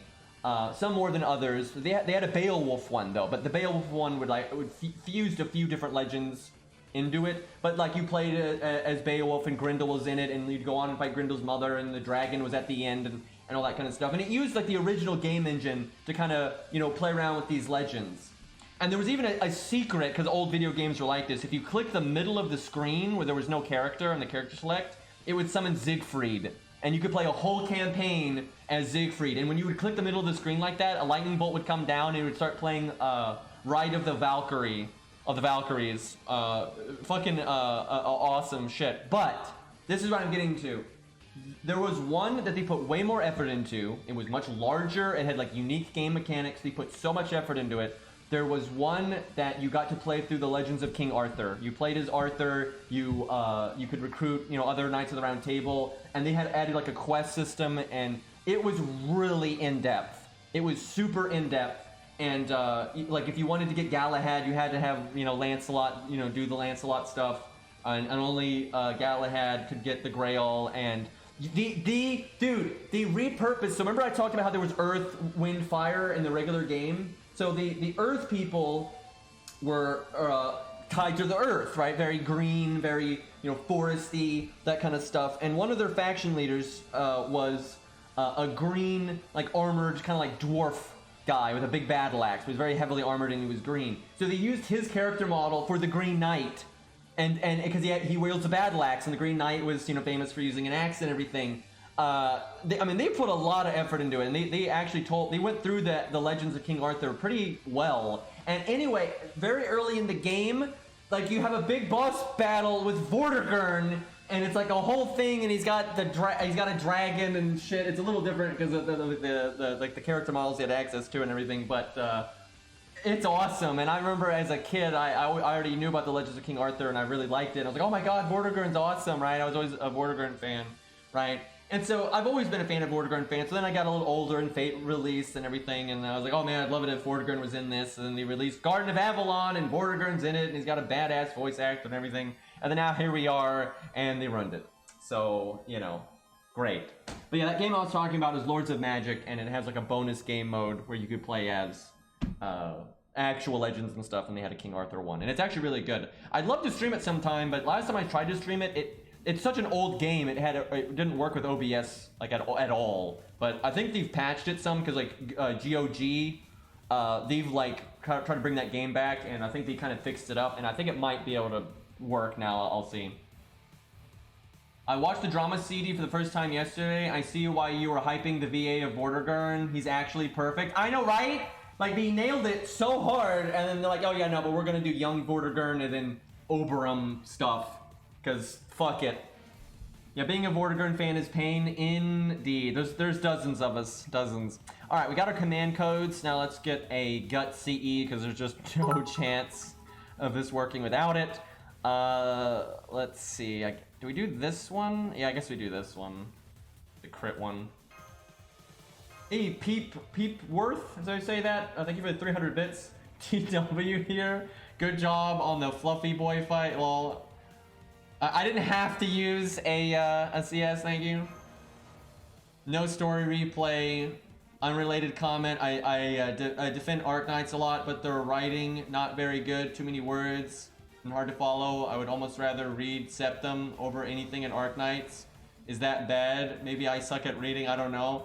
I haven't kept up with Arc Knights' story, so I don't know how wordy it gets. I will say there is something to be said for brevity, right? But at the same time, some stories require more in-depth explanation. I think this is where I want some feedback, chat. How do you feel about this? I think you have some visual novels out there that are more like, you know, FGO, they're more like Blaze Blue or Arc Knights. They're not quite as flushed out as like in their format as you might get from an actual visual novel, like the actual Fate Stay Night or what was it? Steins Gate, right? They're not like putting in like the same kind of effort into the art assets and that stuff. It's a bit more generic with just the characters talking to each other back and forth. And when it is a little bit more dry like that, I think there is more usefulness in being a little bit more brief. However, I feel like the answer to this is to make those stories more fleshed out like a regular visual novel and have those extra storytelling elements and like the narration and like the the inner thoughts or the extra art assets and stuff. I feel like that's the way to make it better. Because where FGO messes up, and I'm not sure about Arknights because I haven't kept up with its story in a very long time, but for what a real issue FGO has, I think this is a big fucking issue. I think this really hurts their storytelling. Is they do a lot of tell don't show, and like instead of having narration or having like just being like, okay, this is how the ability works. Like Fate's Stay Night will have like moments where two characters are fighting and the story is kind of explaining the thought processes of the characters or how the abilities work. Where in FGO, they'll have like Mash, like, oh, blah, blah, blah, blah. She just blurts out exposition. That's really unnatural. It's kind of dorky, and I think it makes things, more wordy than it needs to be, and it doesn't feel like a good story when they do that. And FGO is really bad about that, where characters they have a character blurt out what's happening instead of just using proper narration or whatever. Or visual art assets to tell it and stuff like a lot of visual novels do, and it's because they're kind of pump it out faster, I guess. And I think that hurts FGO. And so that's where with the person that sent me the bits there, what he's talking about it being overly wordy, I think that's where that comes from a lot, is when it's so just the characters talking back and forth and it doesn't really feel like a book, it doesn't feel like a visual novel, right? I think it's going to feel more like a chore when it is in that format, and I think some games really have that problem. Even if the story is good, and the characters are good, and the events are good, I think sometimes it can wear on you a bit more when it's told that way. Now, I guess reading, though, can just wear on some people. Some people just don't really get into just straight reading, like they don't want to sit down and just read a book, right? Some people are just like that. Brock syndrome, exactly. That's a great way of putting it, Boyd. I don't really even watch Pokemon, but I know exactly what you're talking about. Okay, let's get, but does anyone else get what I'm saying? How there is a difference between Arknights and FGO and stuff like that than like a really fleshed out visual novel in terms of like how it tells its story, and it's a little bit more, I don't know, dry, and it doesn't need to be that way, but I feel like it is that way sometimes, like with the exposition dumps and that kind of stuff. And I think exposition dumps can, when you try to mix explaining something with trying to make it normal dialogue, you use a lot more words than you need to. For someone who is a sucker for playing Arknights, it does get overly wordy, like in the sense, like the dialogue would last for like 10 sentences and it honestly only should take 2. Yeah, like I said, there's skill in brevity, right? Yeah, we might do that. Zol, give me a second. Let me do Proto-Coup here. Let's switch back to the other account here. And I accidentally just summoned Lee, which, I mean, Lee is awesome, but that's not what I had intended there. That is the wrong screen, excuse me. That is the screen for Punishing Grey Raven when I want to play it in full screen. That's what that preset is for. Say with Guts CE. We might give it a bash. Why not? Let people throw their favorite units at the boss. See how they fare. So for coup, I don't think you're going to use Atlas here. I think for coup, you use default and you gas, I suspect. Well, I don't know, actually, because Ku's busted, and he gets gas now from his skills, because he has a massive attack up now, because, Ku's balanced. Yeah, I feel like the exposition dumps make people get way too wordy, right, than they need to be.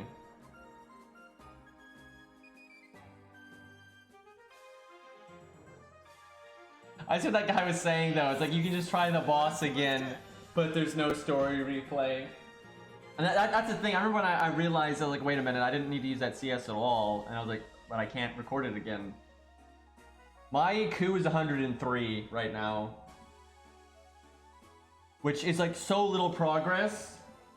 But that's literally 3 characters to 100. From just going from 100 to 103. So I've leveled coup to 100 4 times, essentially.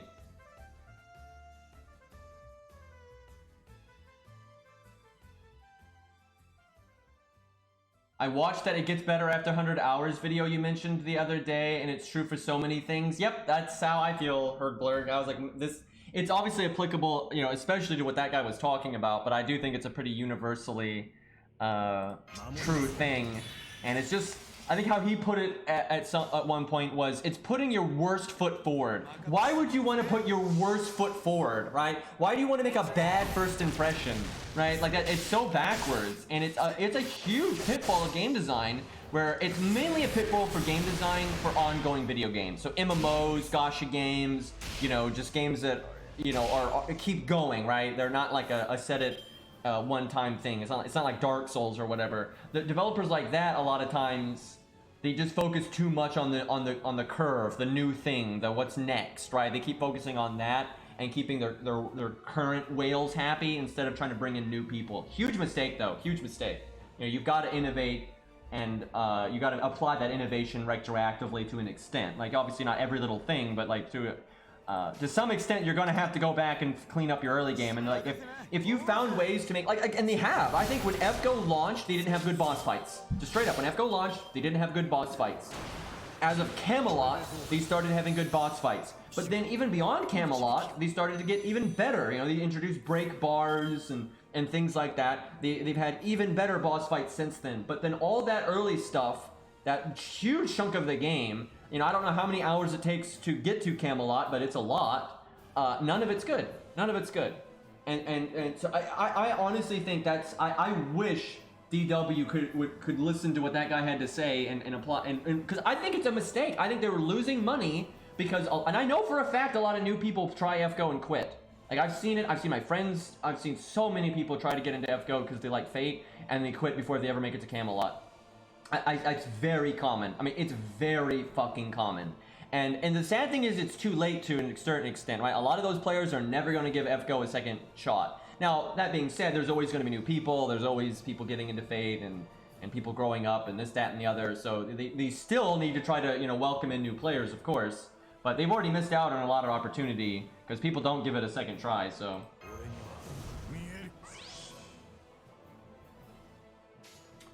I want to make stars here. I guess we do that. I have more faith in Arash's star gen because he has a 3 hit count than Protoku's. Even though Protoku has, I think, a higher star gen naturally because he's a Lancer, Arash has the star gen skill, so.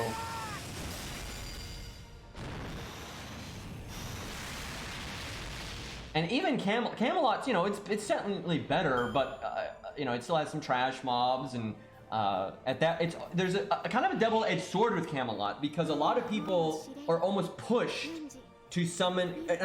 Chad, I'm sure you guys have seen this if you watch other streamers or, you know, keep track of new players or anything. I'm sure you've seen this. I don't think I have to like really articulate this too much. A lot of people get to Gwaine, get wrecked, and then just summon an OP support to carry them. Because they don't even have the desire to figure it out themselves because the game has never, you know, helped them team build. It's never even given them, and it's never given them the joy of defeating a hard boss, right? So they've already played the game for a long time. If you make it to Camelot, you're probably just farming for the sake of farming because you like that. Yeah, we guarded it. That's pretty lucky because otherwise I was gonna have to use Atlas and then just hope that our command code would work. Or actually, I'd probably save Atlas and just use the command code. We can do Buster here. Oh, fuck, though. We got, like, no NP gain early on. Oh, fuck. That's right, because our first hand, we had 0 Protoku cards. That's really bad for him. He's going to want his passive, too, for, like, extra starting NP. So if you set him up a bit better, and you get a bit luckier, he could definitely do a lot better than what we're going to see here. But we'll see what happens. Yeah, he's going to need his NP on turn 1 here if he wants to have a chance or something, I think. When was the first fight that forced a support like a good one? I mean, I don't think it's ever really a good thing to force a support. But if you mean if they gave you a support that was useful, not Masashi, not Romulus. People act like Romulus helps for Zeus. He doesn't. He helps lore-wise. He doesn't help at all gameplay-wise. He's AoE in class neutral, and he doesn't have any special gimmicks there. Like that's nothing. Like, it's fucking nothing. So definitely not Romulus. There's probably just some random fight before that. At some point. Yeah, Karna. Yeah, Karna is one, I suppose. You can. There are other units though that can do as well as him because Karna is still AOE. He does though have a bunch of buffs and all that. But they're, you know, but yeah, I'd say overall he's useful. He kind of guarantees you that you have something useful. Grabson Babylonium, not really. Not really. I mean, he's okay, but he's single target and all that. Like he's fine, but there's a lot of other things. Like Wojcicki's better. You know, Wojcicki's way better. Like I would say Gramps isn't bad, but there's a difference between good and not being bad, right?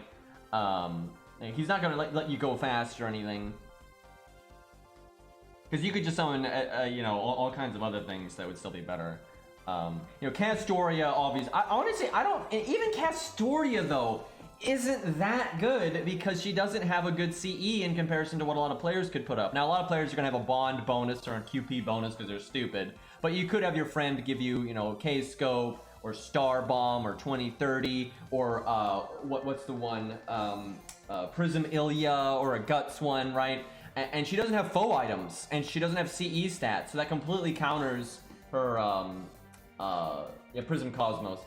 Her not having foe items and CE stats completely counteracts her being 120, right? So the best thing about story support Castoria is just the fact that she's got that gimmick every 3 turns. But that's not always worth it. But normally I'd say it is, but it's not like universal. What do I want to do here? I think I'm gonna go for the crit damage here, just because I got an okay chance. Let's do that. Get rid of that attack down right off the bat. We didn't crit with a single fucking thing. We were overwhelmingly likely to at least get 1 crit. I think we had like 40, 30, 70. That is ridiculous, dude. This is so bad for Protoku because we got such a bad opening hand and he's just kind of dead in the water. It's taken him so many turns to even get rolling, so... And he didn't crit there. That was awful.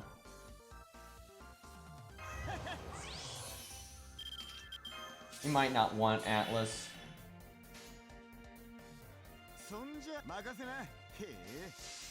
Crit machine broken, dude.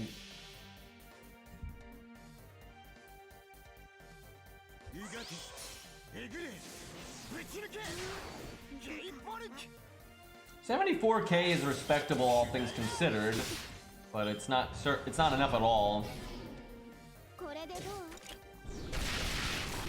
I don't think Protoku is a chance. I hate to say this, man, but when it comes to straight value, Protoku is just not that good. He's not trash, but he's absolutely not trash. He's got, you know, okay, for a 3-star, right? He's got decent damage, decent survivability.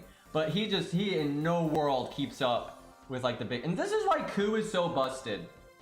And okay, a Grailed Deermid or a Grailed Protoku does not keep up and never exceeds Enkidu, Scath, you know, that kind of stuff. Just no way. And those are 5 stars, so I guess that's fair, but they just don't, right? Like Deermid, Protoku, they do not keep up with Enkidu and Scath and stuff like that. Like they're 5-star equivalents, right? They just don't. Ku does, and sometimes Ku even it goes beyond them, right? Now sometimes they go like beyond him because like if they have divinity, right, things like that. But there are a lot of fights where Ku is better than Enkidu and Scath. There's especially Scath. Much rarer with Enkidu, but like Ku does better than Scath often, right? And he's a fucking 3-star, right? Where Protoku is just, he's like a normal 3-star, right? He never really keeps up with a 5-star. Where you know, Ku and like 100 Face and some of the other 3-stars out there kind of go beyond their rarity, right? Where Protoku just doesn't. Even with this buff, the buff helps, but it doesn't help nearly enough to like make him like go. He's not going above and beyond here, like absolutely not. These crit spreads are definitely not what I was looking for. Who's the best single target 5-star Lancer in your opinion? Probably Enkidu, just because he's so universal. He's amazing even if the enemy's not divine, and if they are divine, then he's busted. Like he doesn't rely on that at all. He has huge damage. He even has team support with that large of a defense down to an extent, and the crit down. Right, the crit down is so good. When we're talking about like hard content, crit down is fucking awesome. So Enkidu just has insane damage, insane survivability, really solid utility, and then 2 busted niches. He has 2 busted niches. He's busted against divinity. Because here's the thing, Scath might stun anything, where Enkidu only stuns divinity. The thing is, Enkidu is he is so good without stun that if you give him stun, he's stupid. Scath is only good with the stun, right? That's why it's okay for her to stun anything, because if she didn't have stun, she'd be trash. So in Kidu, if you're fighting Divinity and he gains the stun, he just becomes absurd. And then he also has a niche against Threat to Humanity. So his general gameplay is completely top of the line, great survivability, great damage, just good utility, and then even good star gen for the team as a bonus. And then he's got the niche against Divine and the niche against Threat to Humanity. And so overall, I would say Enkidu is the best single target. That being said, there are going to be certain scenarios where you might be better off with Brunhilde, or you might be better off with Scath, or what have you. There's always apples and oranges and odd scenarios. But I do think it's Enkidu. I think Enkidu is absolutely busted. Scath is very, very good though. Let me refresh my memory here on 5-star single target Lancers. Let's see. I do think Lancelot Fairy, Dragon Lolly, I can't say her fucking name, but she's good, but she's certainly no Enkidu. But she is good. She's not like embarrassing herself by any means, but she's definitely not as good as Enkidu. Really, there's not. It really is between Scath and Enkidu, and I guess Brunhilde, especially for team play. The thing is, Enkidu works amazingly in team play, again with the crit down and everything, and the star gen. It's great. Yeah, I really stand by it. It's Enkidu. I'd say Enkidu, Scath, and Brunhilde. Those are the top, but I think Enkidu is ahead of the other two for sure. Yeah, and Canis is almost a single target Lancer, but she's 4-star, and she definitely is not as good as Enkidu or anything. Alright, well, we're about to get blasted by the NP, then we can buy ourselves 2 turns, but that's pretty much it. I guess I don't do my crit up because we're going to lose it, so we just make the stars here. It's a shame doing my NP when she only has 33k, but that's where you need more damage to like muscle the value in there.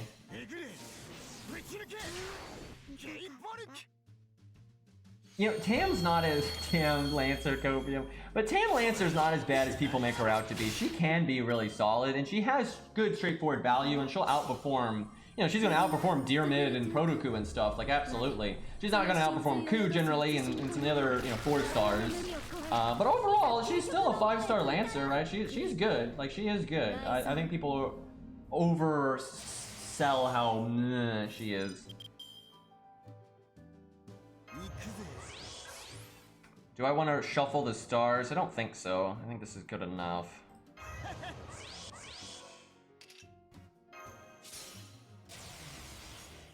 What do I want to do?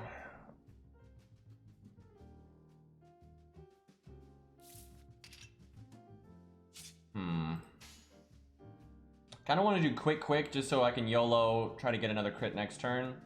So I'm going to remove the star gen down because I'm not going to use my other buster card. See if I get lucky and make enough stars to crit again next turn. I feel like that's my best. I wasn't counting lives, so I have no idea how far we got. Like, it's so hard to save off the keys, right? Not good though. He did not do well. I can tell you that. Although I will say we really had bad luck at the start. Like, absolutely had bad luck.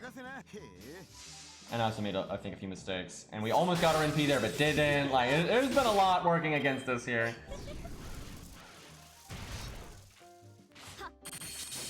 Because I could have... That really sucks, because if I'd gotten my NP last turn, I would have already... I'd have the stars right now, and I could do the big crit turn right now. So that was pretty unfortunate. Well, let's see if he can at least get this life and some damage into the next one. Oh, I don't think he's gonna do 76k here. Oh, nope. High rolling. But at least we get a little bit of damage on this neck. That's not too bad. I mean, for how much worse he is compared to Ku and everything, that's not too bad. See, here's the thing about Ku. What Ku can do is after recovering from that NP, he can live even longer because he's got extra survival with the guts, and then he's doing more damage throughout the whole fight. So he can go even longer after the NP, and he's doing more with that time. It's not really... There's just no comparison between Proto Ku and Ku. It's just... It's bad. If Cookie Killer, if someone's got one, sure. I didn't realize Paradox also had a big Canis. Obviously, though, if we're gonna use Canis, we'll use Zaw's because Zaw's 102. And got command codes, faux pause. Where are you with the passives here? Let's see. I think it's this button. So you don't have the anti-ruler one, but that doesn't do anything here. So that's quite impressive. Zaw's ready to go. Lost with the veil there. Yeah, she has anti-ruler.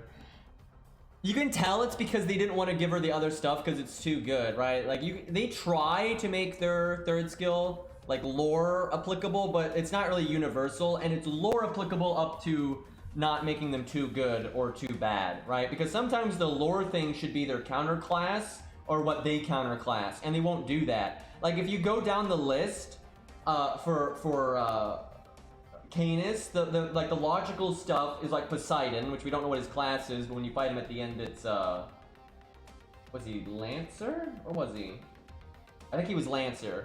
But you know, who knows what class he is ultimately, so that you can discount that one. So then you have the twins, because you know the twins and her did not get along and they tried to kill her and all this stuff, and so that's Saber, but you can't make it Saber because she's a Lancer and that's beyond useless, so they're not gonna make it that, so they had to skip that one. The next one would be like Orion, because Orion dunked on her and was like a big, you know, fight for her, but Orion is her counter class, like what she beats, and that's too good, so you can't do that. So they did Ruler because of Zeus, but she doesn't have any real issue with Zeus and stuff. She has an issue with gods in general, but nothing really specific to Zeus, right? That's going pretty far down the list to try to make something that makes any sense. And because the thing that makes more sense is those other things for sure, but you know they can't do those other things, so it's a bit silly. I'm not sure if she wants Atlas. Normally she does, but I don't know. Also, this music is really good. I haven't used this in a video in a long time. I really should. I might give her default. I feel like she could resurrect, heal. I don't know though. If we get her skills multiple times, it's probably better. I'll do Atlas for now, and I'll see how it goes.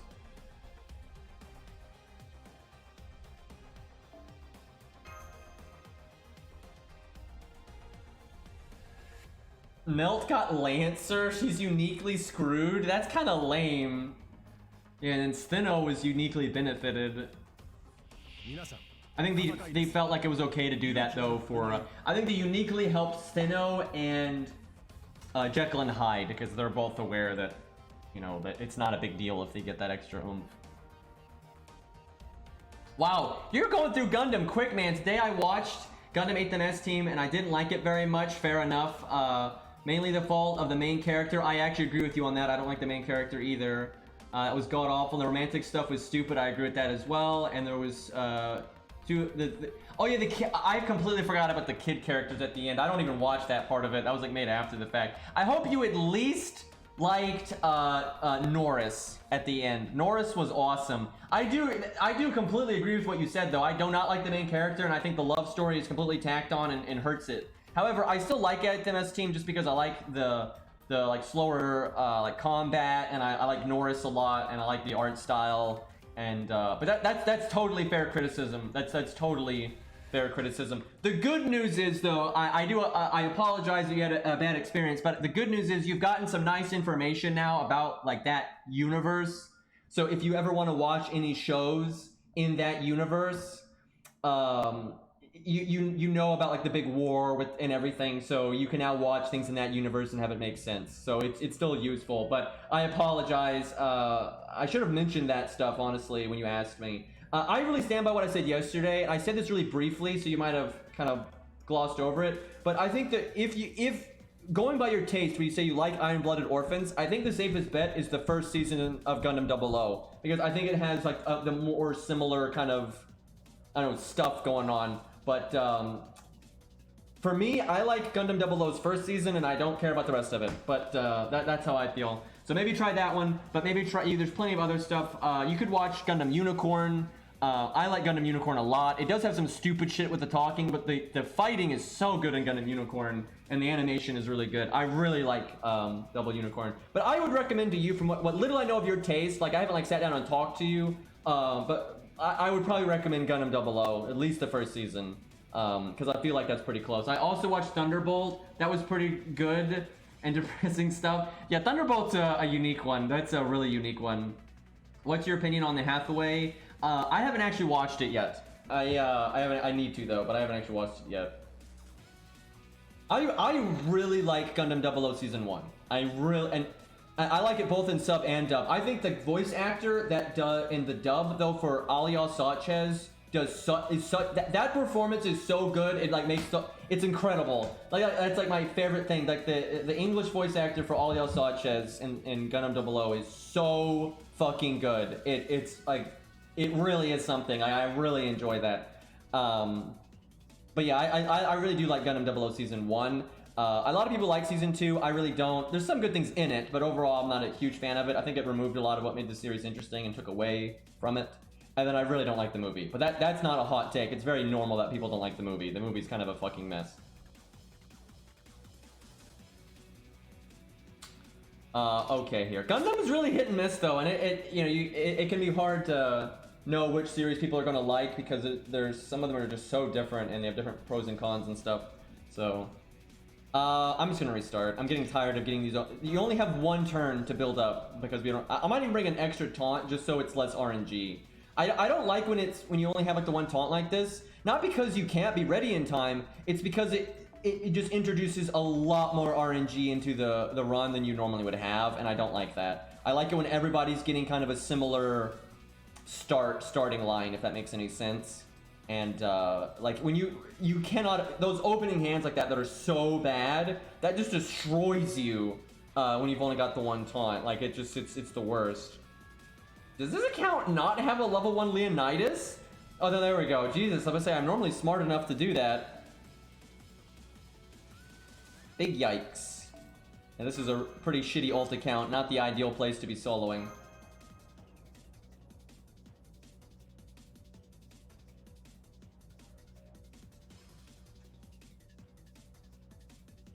I'm not a huge fan of the main character. You gotta understand something, chat. This is why I didn't even mention it about 8th MS team.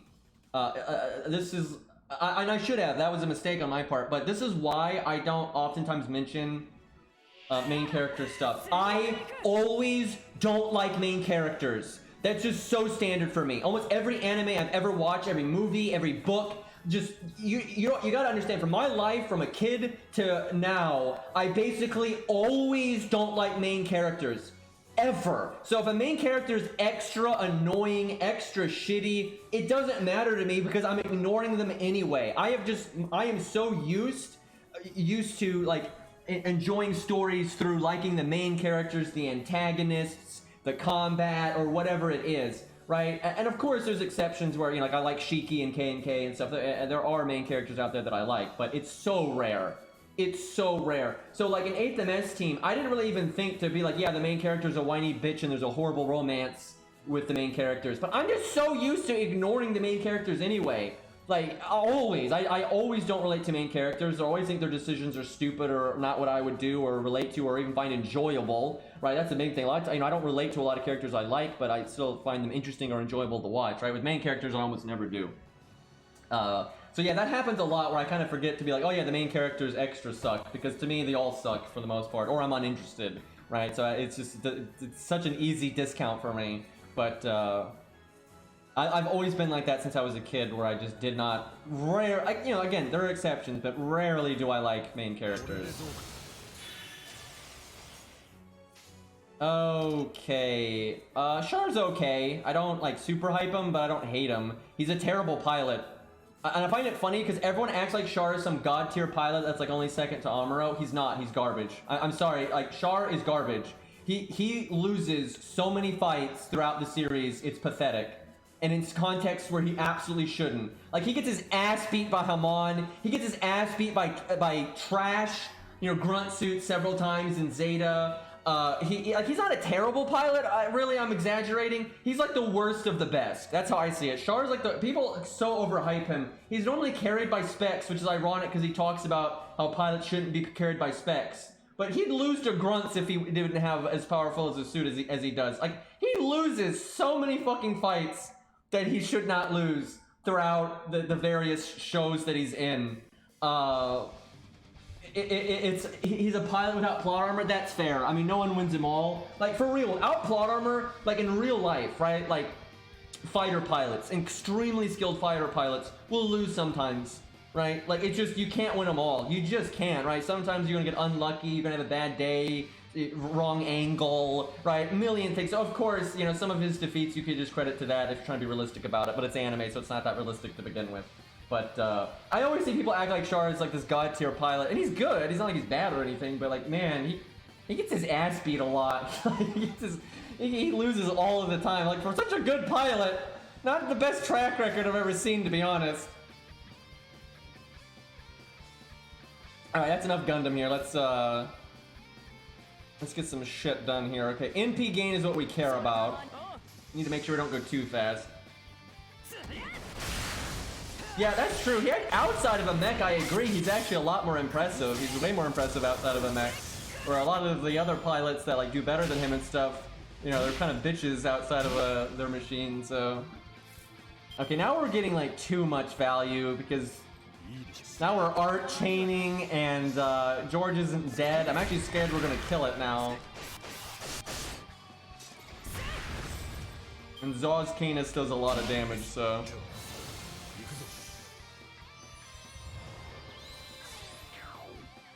Okay, I don't care for that debuff.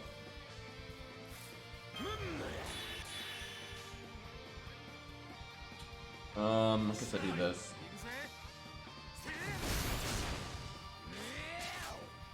So, that debuff sucks because critting is really important. Oh my god. Oh, we guarded it. Okay, at least we got that. Because I would say, we're gonna need stars in the long run, so star gen down is absolutely not what I want to see. Can you fucking stop? I think I have to remove it. I'll remove it with the hey Harry. I'll remove it with the stun that comes up next turn. Damn it, that sucks. I can't make stars this turn. Look at our deck, dude. What are you even doing here? This is bullshit. Fuck you, game. I almost want to use her second skill, but now I'd only be worth it to use her second skill if she had quick cards. Without them, there's no point.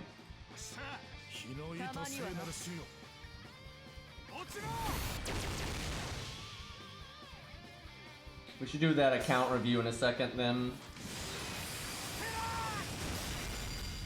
Arash Stargen. I mean, it's okay with his quick cards, but not when he has triple Stargen down. We made 0 stars. Oh god. That was very shitty. That was very shitty.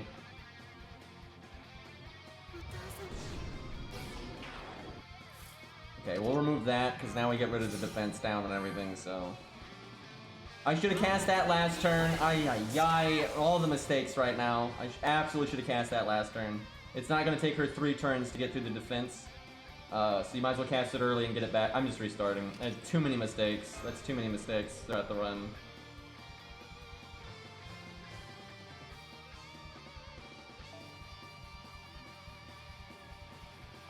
That is the wrong Canis.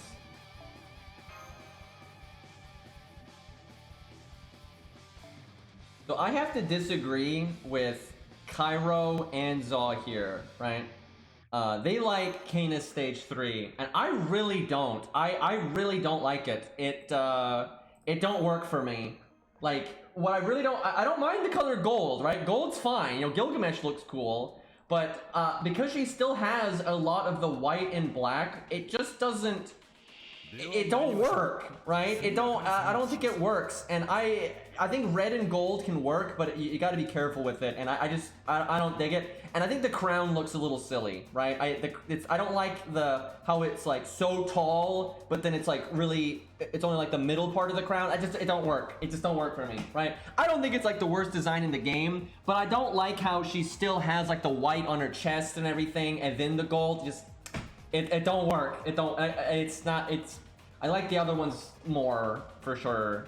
But, you know, to each their own. But, a lot of people, I think, just, you know, they dig the third stage, and I mean, good for them, but... You need the eye to appreciate it? Oh, shut the fuck up, Cairo. I like how now we just get this awful opening hand where we get nothing done.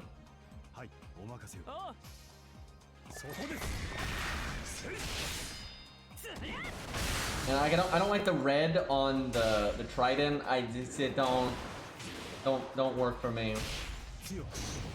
She did really well, Aerie, and I think she can solo it at 80. I made a big mistake, and I was like, I don't need to use Atlas on her third skill, because she won't go around the wheel, but she did go around the wheel. So I fucked up, and she still did really well. I think if I play properly, she'll win. And she's just level 80, so if she's grailed and stuff, it'll be close. She'll be pushing it if I play properly at level 80. Like, it's gonna come down to the wire, and she might just be short, but she might be able to do it. And then if she is grailed, she'll definitely do it. Her gameplay is fun. I gotta say, you gotta like take a second to think about what you cast and win. By the way, this song is God tier. Thanks, Beastly. Terrible RNG here. Crap this one. Do I art chain? I guess I have to. Yeah, she's fun. I like her a lot more than I thought I would. I would take Percival to 90 and then Tesla to 100 as my next actions if it wasn't for needing to get Ku to 120, so I have to wait forever. And what sucks is because I have to wait so long, my desire to grail Tesla is probably just I'm gonna grail Tesla after Ku, so Percival's gonna have to wait forever, even though he only needs 2 grails, because I only want to take him to 90, and it sucks because he deserves it, and I like Percival a lot, and his gameplay's great, and I think he'll be really fun with that little extra health to help him stabilize, because sometimes he gets one shot, which is annoying. Because healing and all that doesn't work, you know, if you get one shot. So yeah, I hate that I can't grail Percival for so long, but fucking they didn't introduce super grails because they suck. Alright, we cast this now. Do I throw her battery away for stars? We got double quick, but we've got the star gen down. I'm doing it.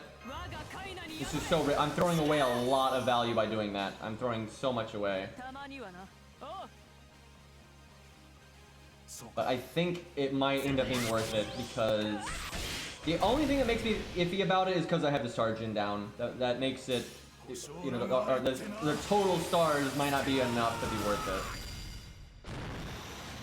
Feels bad, Cairo. Feels so bad. And like, who?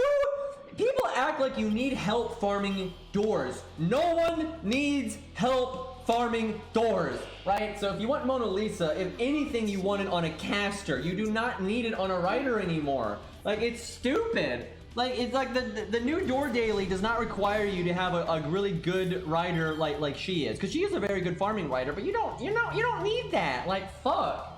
I so prefer people to slot their stuff so you can use their big guns, right? You don't want Bond CE Geronimo, right? You want, you know, Geronimo with an actual CE.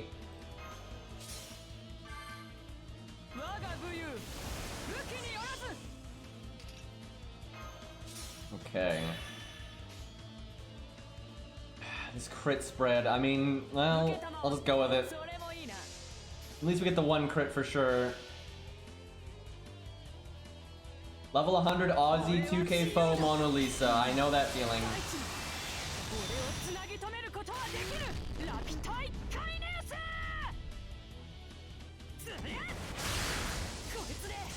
So I really want to see Canis and Leonidas interact. I think they would get along absurdly well, and they just have so much in common. You know, they're Greek heroes. Both were kings at one point. They both don't wear anything. They're both got shields and stuff. They both like combat and all that. Obviously there's some real differences. You know, Canis is way more like hot-headed and, you know, ridiculous, if you will. Leonidas is definitely more, I can't believe I'm saying this, but Leonidas is more level-headed. But I still think they would get along. I think it'd be interesting to see those characters interact, so. Leonidas is better at math, lol. Fucking attack down. Let's go that first. Let's, that art card is so tempting because that art card guarantees that I can double NP, have double NP up and double crit up, but I'm gonna have faith in Abigail giving me my NP through attacking me. So I want the stars to actually crit.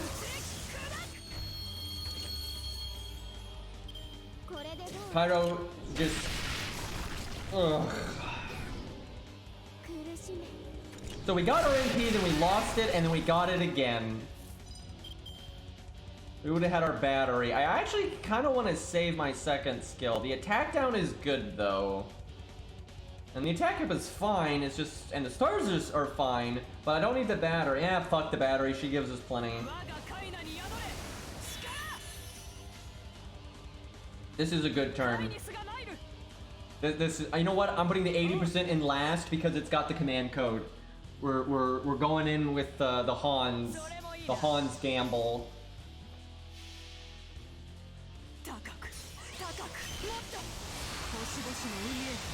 Time to get punished. Yeah, we'll see. Let's hope not. We need that, Woo!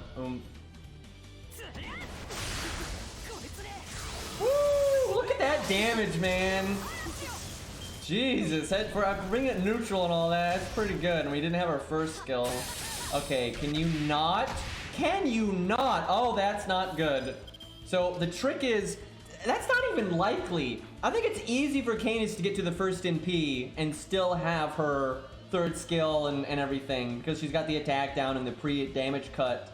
Because what you want to have happen, this is how you win, is you have Kiddo, Abigail, take your guts from your CE, right?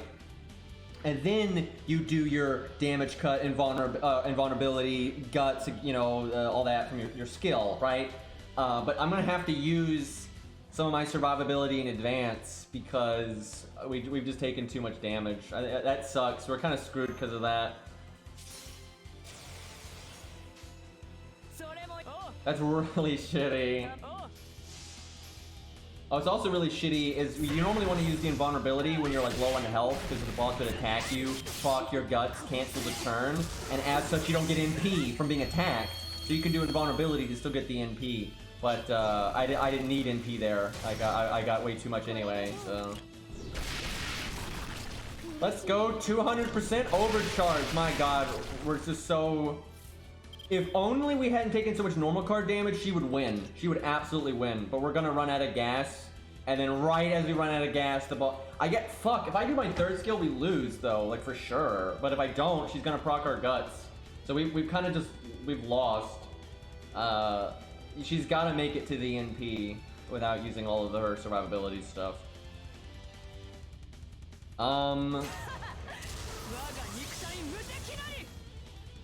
I don't think there's even a difference. I guess you don't use a third skill in case you just somehow get lucky, but yeah, it doesn't really make a difference. No, I guess the damage cut maybe will at least let us save our guts. But yeah, we waste the other guts, so it's all pretty shit. Let's go for the 80% again. Why does it keep doing that?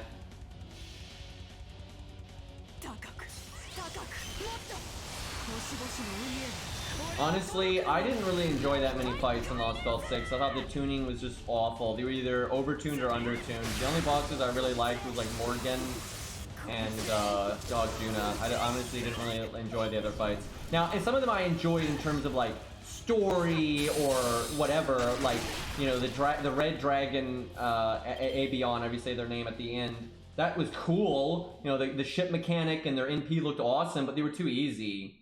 And yeah, Fluffy is almost amazing. Fluffy is almost amazing, but he's not. He's just not tuned right. I think Fluffy should be more complicated, but slightly toned down numbers-wise, right? Because ultimately, he's just kind of like, LOL, I do absolutely massive damage every turn, and it's AoE, and, you know, I take almost no damage until you stall out a little bit, and, you know, that's too strong army. Right now, it's you know, it's so intimidating, and there is, because he is so overbearing, you have to squeeze out a lot of value out of your team, and that's good. But he's not complicated, and I don't like that. I want him. So I wish there was a little bit more to worry about, a little bit more reward for you if you think about utility and that kind of thing, and a little bit toned down on the stats. Now, don't make him weak on the stats. That's part of the fight. He's supposed to be overbearing, and I think it's good to have a boss like that every once in a while because it does push you on your value and stuff. And thank you, Truck Coon, for the gifted sub to Zaw. Zaw more than deserves it. I really appreciate that, man. So yeah, I think Fluffy could have been one of the best bosses. Like mechanically, I don't think he would ever be as interesting as like Zeus or something. But still, he could have been a really good thing because he's got such good music. And you know everyone loves the design, and then the fight is, because it's so difficult, it's very memorable, but it's difficult kind of in the wrong way, and so it's kind of a missed opportunity. It could have been just such an incredible boss where it's like kind of good. I kind of like it and I kind of don't like it, right? So I have mixed feelings ultimately. Morgan was fun though. I thought Morgan was a fun boss. I think I would have still changed it a little bit, because I don't know, once you kind of figure out how to use MASH and Castoria properly, you can kind of win with any DPS no matter what. And the whole buff removal thing isn't exactly fun at the end, so I might have done it a little bit differently. But I think Morgan was a fun fight. It's certainly not like, you know, one of my favorite fights ever, but it's good. I like the Morgan fight just fine. I like the Dog Juna fight just fine, although it's too easy, but you can use a weaker team and make it more interesting, and it's pretty fun mechanically. It's kind of just classic FGO fun, really. So I don't. Lost Belt 6 is not going down in my books as one of my favorites for gameplay or story, really. It's actually kind of in the shitter for me, to be honest. But even though as a whole it's kind of in the shitter, it has its moments. You know, it does have, you know, some good boss fights occasionally, and it does have some story stuff that I really do like with Pepe and some of the unpredictable elements, and there is some good character moments and stuff with like Gareth and whatnot. Like, so it has it's not all bad at all. It's not all bad. But overall, it is definitely not going down as one of my favorite stories in FGO, like, by any means. And, however, it does, you know, the Pepe stuff I actually like a lot, so. Well, we're gonna get blown the fuck up here, so feels bad. The ideal is to get blown the fuck up here, then you cast your invulnerability, then you cast your third skill, and, you know, and hopefully you win by then. She's still, even though this didn't quite go as we would have hoped, she's still doing well, and we're on the final life. You can see if we had just could have saved. We didn't even have to save both of our skills. We didn't have to save the invulnerability and the guts. We just needed to save one of them, which I think she absolutely can do. We might even want to change command codes around to make it more reliable, but I don't know. Hey, Zashi, is that how you say it? Zashi, thank you for the Twitch Prime, dude. I appreciate that. All right, well, if we had our buffs, we could maybe even, you know, get something done here, but we have no buff, so we're not even gonna get close to killing this last. She made it to the last life, and I think she can do it. I think she can beat this if maybe we need to min-max a little bit more with our command codes and everything, but yeah, I think she can do it. If we just saved one survivability skill, we'd have been fine. Said it right. You gotta get him right every once in a while, right? Throw enough shit at the wall, something's gonna stick.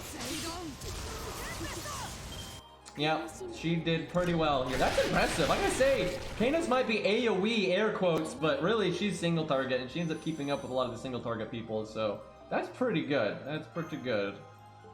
Hey, Marks.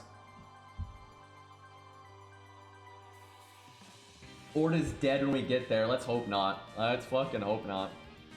Alright, anyone else we're wanting to see against Abigail here? Because we got other stuff. We can fight Gwen. We can fight the dragon. We can fight the CCC stuff. We can fight King Potato Chips. We've got Uriel and Asterios, right? We've got other options here. Oh, Cairo. Oh, Cairo. So you've decided on Baldy. So you've chosen death. I'm not even kidding. Now, this might change, but I almost feel like Hans with more health at 120 is going to be better. No, Cairo, that's not what I'm talking about. I'm just talking about that you've grailed him to 101. Like, he's your guy now. Like, you're the absolute guy now, but it's Baldy. It's pretty bad. Yeah, it's pretty bad. Do I have you added Persona on this account? Because Sitting Master is interesting because he has the potential of being able to survive the NP. The thing is, I don't think he can, because by the time you get there, you're going to be too low on life. That's the problem. So even though he's debuff oriented, his worth here really shines in team play. However, he's so good that I think he's going to do really well in a solo here anyway. So I would like to use him, but I have a feeling I don't have you added Persona on this account. Any chance you can send me your code? Because let me check, but I don't think I've got you.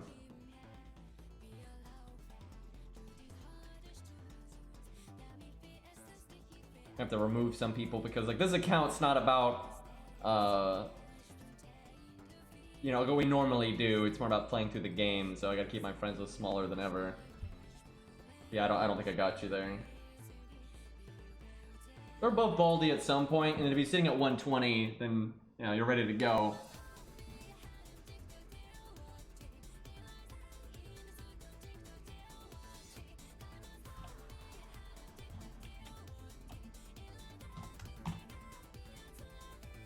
Hopefully I did that right.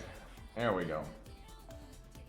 Persona, you really, and you've talked about this before, how like no one knows what your username even means, and like, I really think you should rebrand. Just my own opinion, right? Do whatever, it's your username, you can name it whatever you want, but it sounds creepy, right? It straight up sounds creepy, and it doesn't, you know, no one knows what it's actually implying, and they're never going to know, and it's actually creepy. So, I would rebrand, but that's just me. I'm just saying.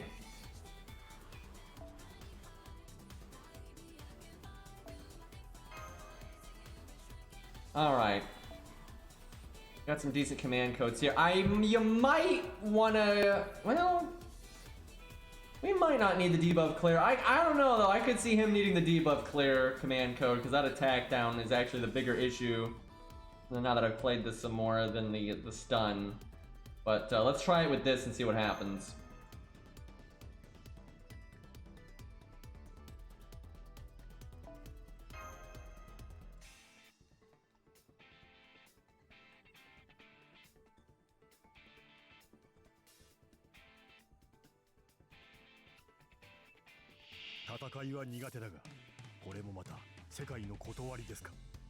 Okay, I get so tired of talking about this because what I'm about to say, my regulars have heard so many times, it's a waste of their time. I'm wasting my stream's time when I talk about this.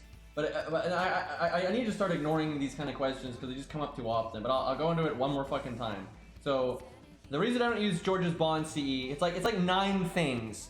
Like, first off, it's too much help. You know, this should just be obvious. I feel like this should be so self-explanatory. It's like, the point of soloing is to get value out of the unit you're soloing with, not everything else. Everything else is just to, you know, die quickly, or get through the trash, or whatever the shtick is. They're not there to help you, right?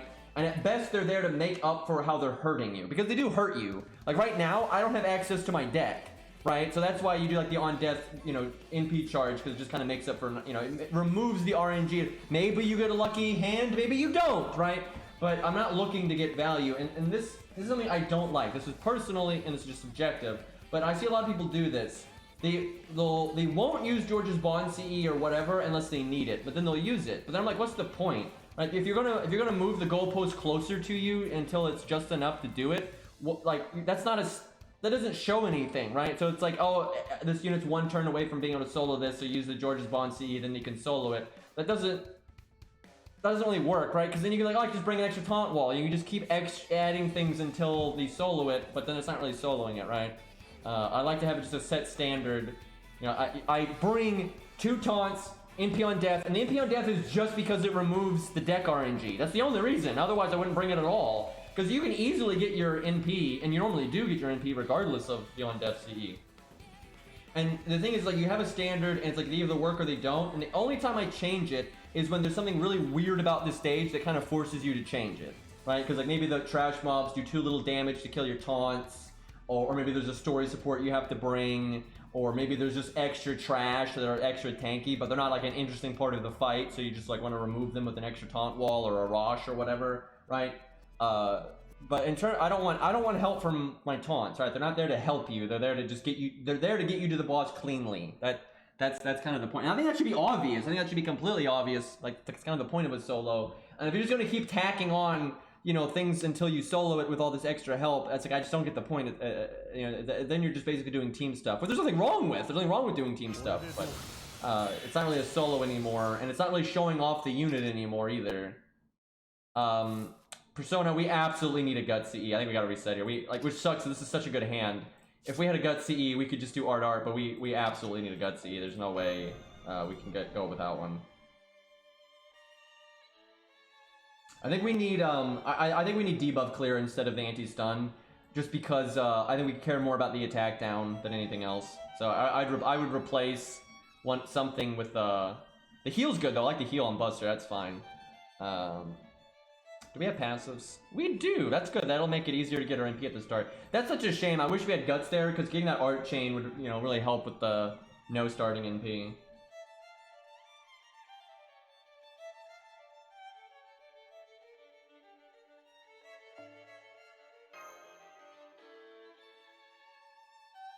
Give me a second, I gotta navigate through the UI. I know the feeling. I know the feeling. Also, we have nothing on that one Buster card. We gotta fix that. Let's try something else in the meantime. Okay, here we go. That's something. That's kind of interesting. Wait, no, it's not. They don't have a Guts CE. You can't just use people's units for this stage. It's too specific. You must, like, respect the gimmicks. Just such an... unless you got, buff removal resistance... you've got to have a setup designed for it specifically. A general setup will never work unless the unit's just super busted.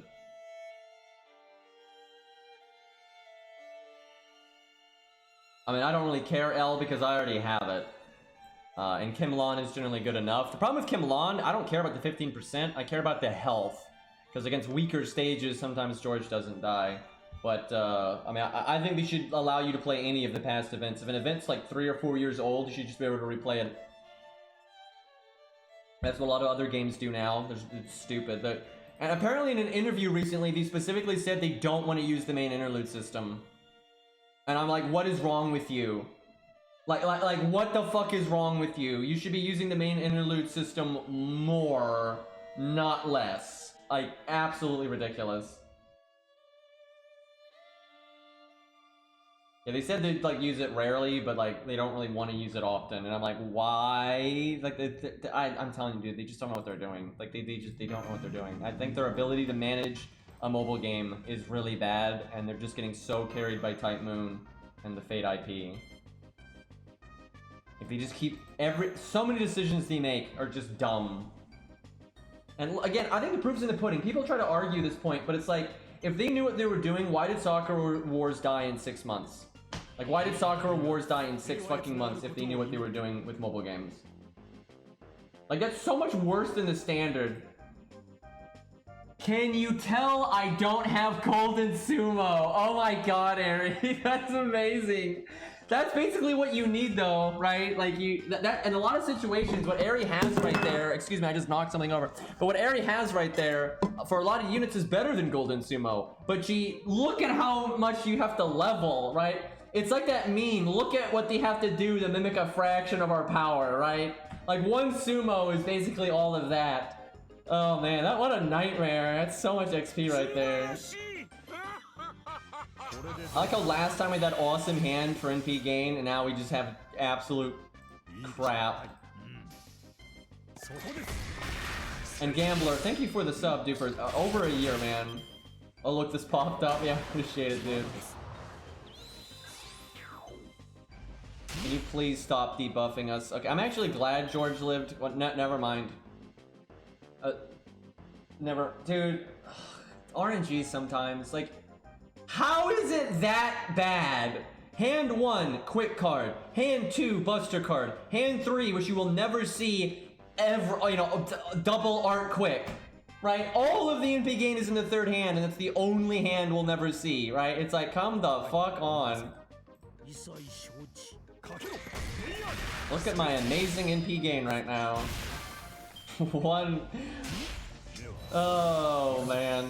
I needed an art chain. But this is why you bring the NP on death. It's because if I was getting... Dude, fuck off! Just fuck off! 3 hands, never got an art card. That is so dumb, dude. Holy fuck. I really hate when you have you need to bring a Rosh, because if you don't have to bring a Rosh, it's a lot better. It's a lot better. Because the first taunt dies on turn 1, and now your solo unit takes up half the deck, right? But if a Rosh has to chill, you have a lot more turns where you don't actually have as much of the deck. So there's more variance, there's more chance for stupid shit to happen.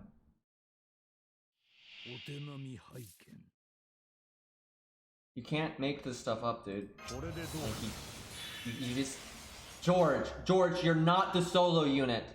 George, this is not your moment. You're not fighting Abigail, George.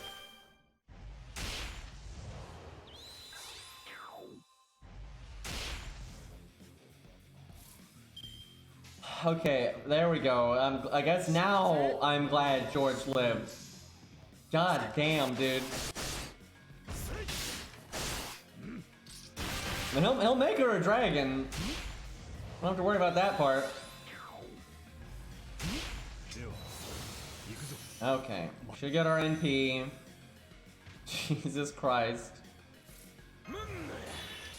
I like how we only got one card again though, but thankfully it's the one we needed.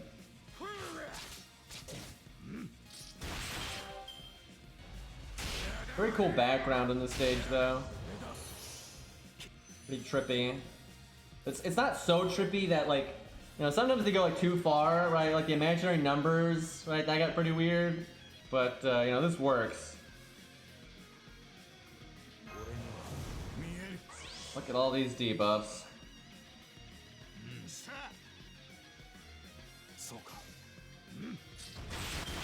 Surely a Rosh will do enough damage. Okay, even crit.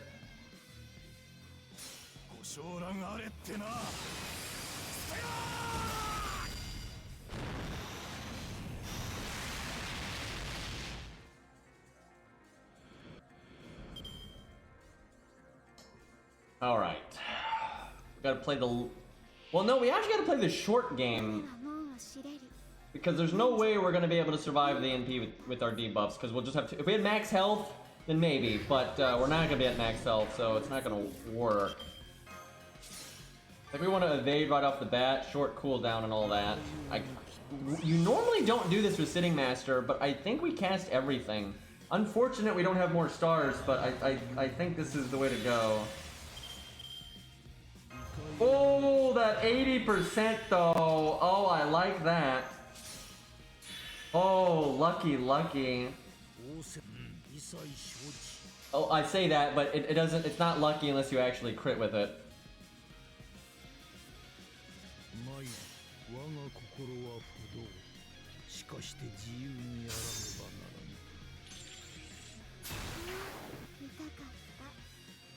Incoming Hans moment. Let's hope not. Look at 100k though. Oh, we don't deserve it. Oh, we don't deserve it. We're frauds, but we revel in our fraudulence. We crit with the 30, dude. What a joke. I'll fucking take it. Earning these loops right now. It's not even just the loop, it's the damage, like, because we had crit up and attack up and art up, right? Like, so we had a lot going into that one. Oh fuck, man, 6,000. I could have, if I had done like a attack and then the arts, you know, we could have done some damage to the next health bar. Fuck. Yeah, there's a crit right off the bat. Can't say I'm happy about that. This fight's a lot easier with crit down, by the way. Reshigal really liked her crit resistance.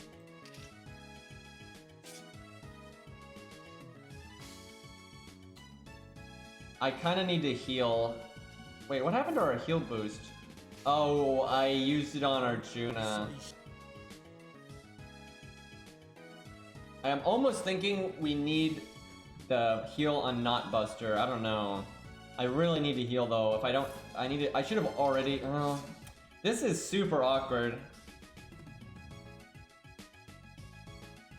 Yeah, I should have saved the heal boost. I should have switched the order around. Unless I don't use my heal this turn, then it doesn't. It's actually what is good then, but I'm not sure. Art is obviously way better for like our long-term damage. But we need to live. We've got to NP though because we've got to apply the attack down. We've got to do that. Maybe I can get away with not healing this turn just because we are going to have 3 attack downs. But the sooner I use it, the sooner I can use it again. That's the trick. But it is pretty nasty to do Buster this turn. I think I gotta not do it. It sucks. I really... I don't think I can afford to use a Buster card this turn. I think it's gonna slow us down way too much. Because not only would I have to Buster, but I couldn't do Buster NP art. I'd have to do like art Buster NP or some stupid shit. Because I'd need the heal boost. And even if I had the heal boost from the previous turn, I think I would need to do that because you have to maximize it. I'm hoping she just doesn't do a lot of damage here.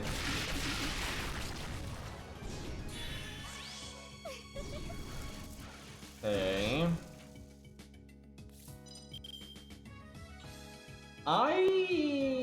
Maybe we will be able to face Tanker NP. I don't know. Let me look at our numbers here. Hold up.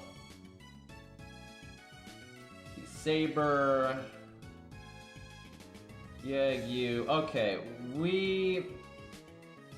if we can maintain. Okay, if I had my NP right now, I think we could probably do it.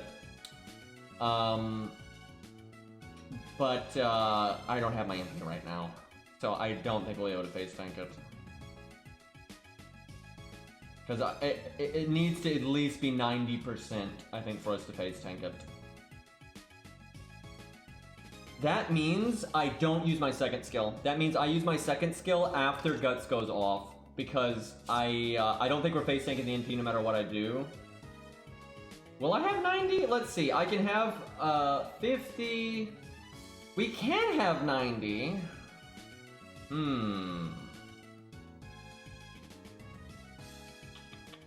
This is tough.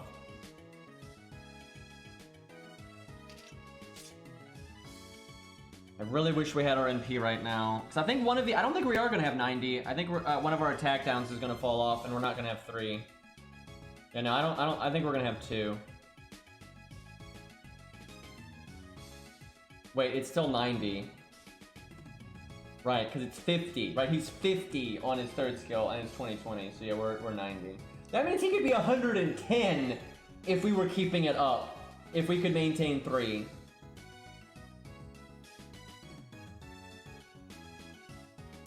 Well, if we're confident, then we do use our second skill right now.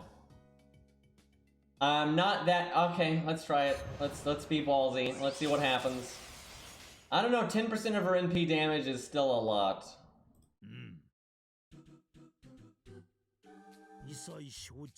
This music.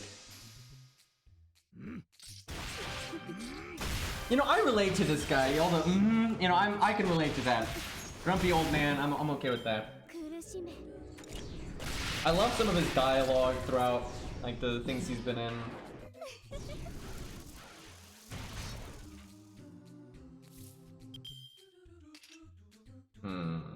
Alright, well, 100% we gotta do this, no question.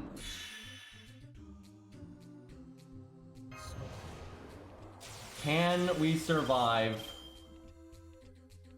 Do I heal boost Arjuna? I think we do. This is where I wish we had like max health right now and like the damage cut command code, right? Like every bit helps.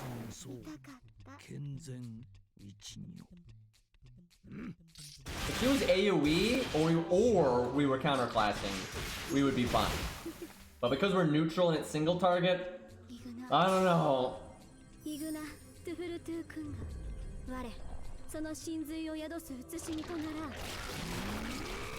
I don't think we're dead yet, but I think her normal attacks are gonna kill us. If I can just live one turn, come on, just don't kill me this one turn. You have only one more action. You crit! Oh wait, no, that's right. She can't. Oh, she can't remove the attack down, so she doesn't do any fucking damage that turn. It don't even matter. Okay, that's good. Let's see. We need to... Let me think. We need to buy ourselves... So she's got 20 attack down, so she'll have 40 attack down. I think I have to invulnerability here. Then we need to heal boost and not hit Arjuna.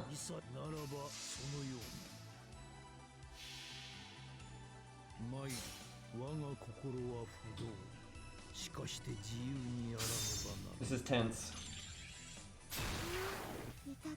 He's so strong though, I swear. Like 5-turn cooldown on evade and all that, and we fucked that up again.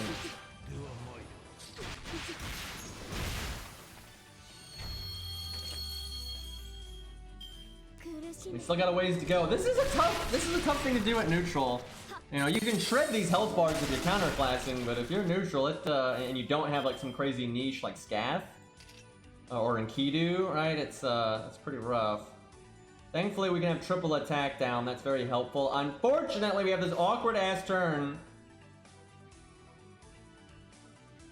Do I have to let the refund go to heal for 2,000, or do I just try to power through? We do have guts.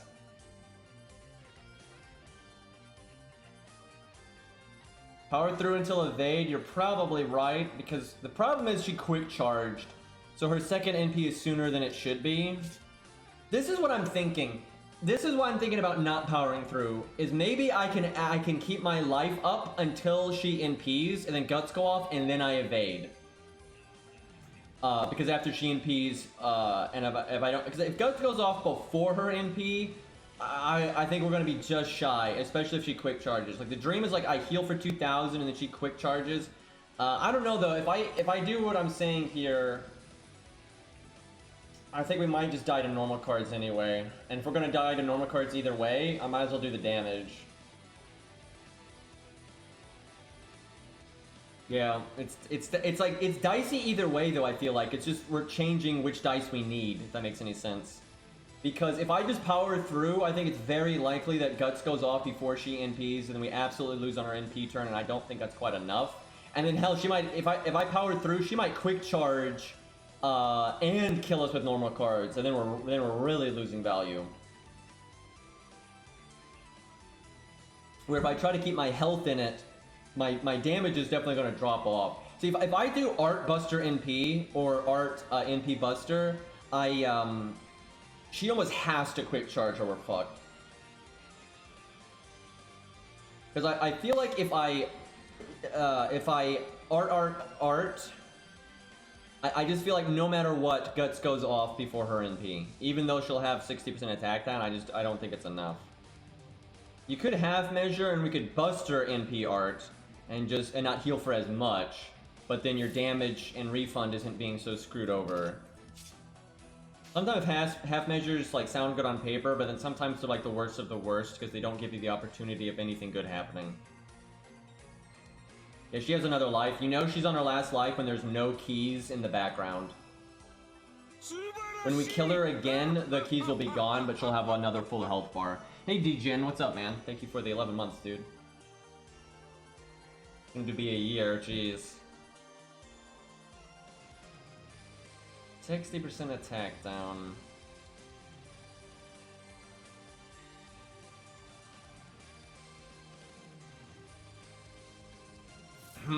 Two turns on evade. This is a very tough turn right here. I may go with the half measure. I really think going for the health is better. I think going for the health is better. Because we need health to have her attack us enough to get refund anyway.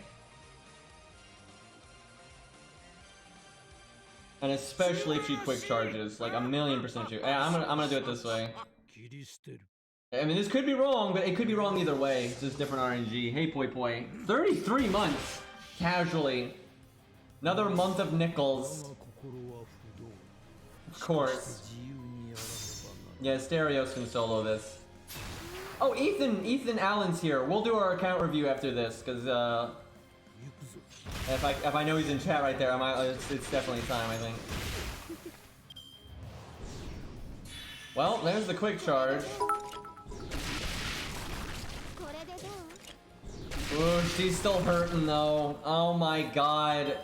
Oh my god, this is so painful. His guts is gonna go off anyway. And it's one turn on this, dude. And then this won't help us when it's the NP turn. Oh my god. The best I can do is heal boost Arjuna and hope the 40% attack down somehow does it. She has to cast a skill or we're fucked. Damn, that's unfortunate.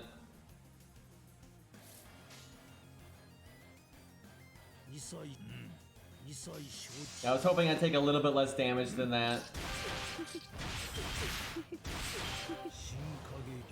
I think we would have lost either way though. Even if I'd done the art, it would not have been enough.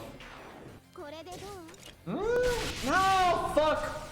Ah, if she didn't crit, if that was like just a regular quicker art, I think it'd have been okay. Damn. It's probably possible. I think you gotta really min-max your command codes and everything else. I think it's possible though. I think he can do it. It might need a little bit of luck and the min-maxing, but yeah, I think it's possible. Quite impressive, and he's a 4-star for crying out loud. Well, we tried. I think if we had powered through, we could have broken this health bar. Like, we would have made it to the final life, but there's no way we would have beaten that final life. Like, no way. It was a loss either way. But, like, getting a better, like, leaving a better legacy behind, going the other route would have been better. But I think the way I went definitely had a chance of, like, the long-term value. If we could have lived and then had that take our guts, and then used evade, and then applied more attack down and everything, I think it might have been enough to have won. Alright, let's take a quick break from random gameplay shenanigans, and we're gonna do an account review for Alan here. He sent one in, so give me one moment here. I have not seen the screenshots in advance. Like, you know, I had to like move them over into a file, so I kind of vaguely saw them, but I couldn't tell anything, so I have no idea what we're looking at here.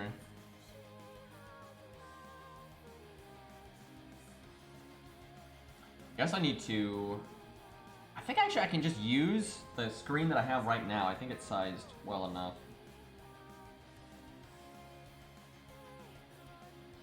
Okay, here we go. Let me know if I need to move something, chat. I think this is decent enough.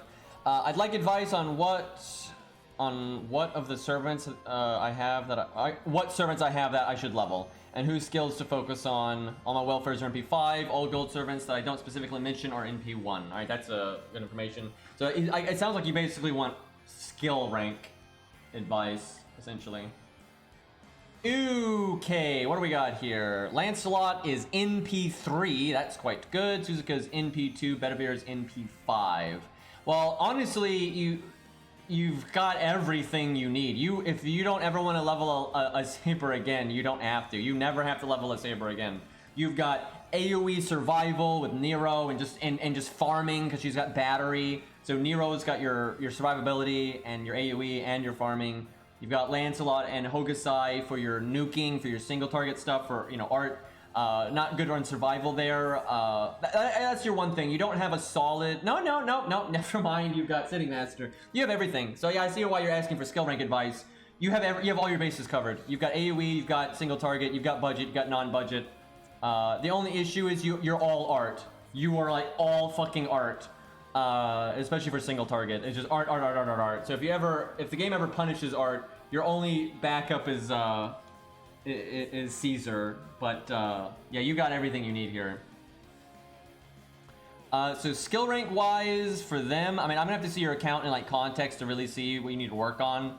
So right now, I'd say you don't really need to work on your saber skill ranks that much. Should be pretty low priority because of Lancelot and Hokusai and everything. It's not that big of a deal. Like, sure, I would eventually get Sitting Master up because he is your only saber with like really good survivability, and that's kind of tied to his skill ranks. And Sitting Master scales like a motherfucker when he has got rank 10 skills because of the shorter cooldowns. It's huge. But you're so good on Lancers, I'm sorry, sabers, that you don't really need to worry about your sabers right now.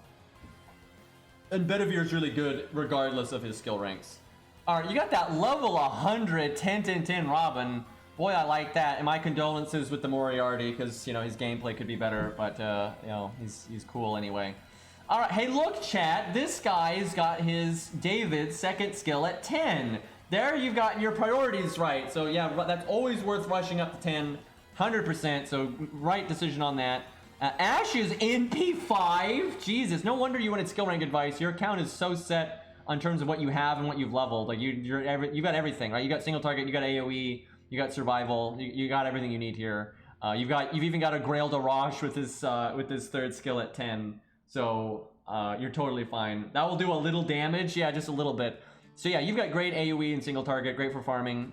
Skill rank wise, honestly, again, your skill ranks are good enough here that I wouldn't worry about it. And if I was gonna get anything, I'd probably get Hot Wheels up just because Hot Wheels at 10-10-10 really is good. and you got him in MP5. So if I was gonna focus on anything, that if you want to get Billy up, Billy's lowest priority is his first skill, which you seem to already know that. A lot of people think it's his highest priority. It's absolutely not. You've done Billy right. Like, just evade's the most important one. I mean the battery. Excuse me, the battery is the most important one, then the evade. The battery is 1,000,000% the most important one because you want that 50%. Yeah, Billy's crit skill is actually like the least important one. But yeah, your skill priority is good here. But again, with Saber, I wouldn't worry about your archers too much right now. It doesn't look like you need to. So it's most likely a different class you're going to need to worry about. Okay, what do we got here? A lot of variety. I mean, my god, you've made good choices for, like, you've spread out, you know, you got some AoE, some single target. So far, you seem to know what you're doing. Taiga's NP5. She apparently is one of your favorites because she's grailed. So she's pretty good for just boss killing, but then as backup, you've got Brunhilde and Ku, so you're looking really good there. I'm not just saying this because I'm a Ku fan. I really do recommend, though, you get Ku's PFA to 10, and you probably already know that. That extra turn can make a huge difference. And there's just certain fights where it's...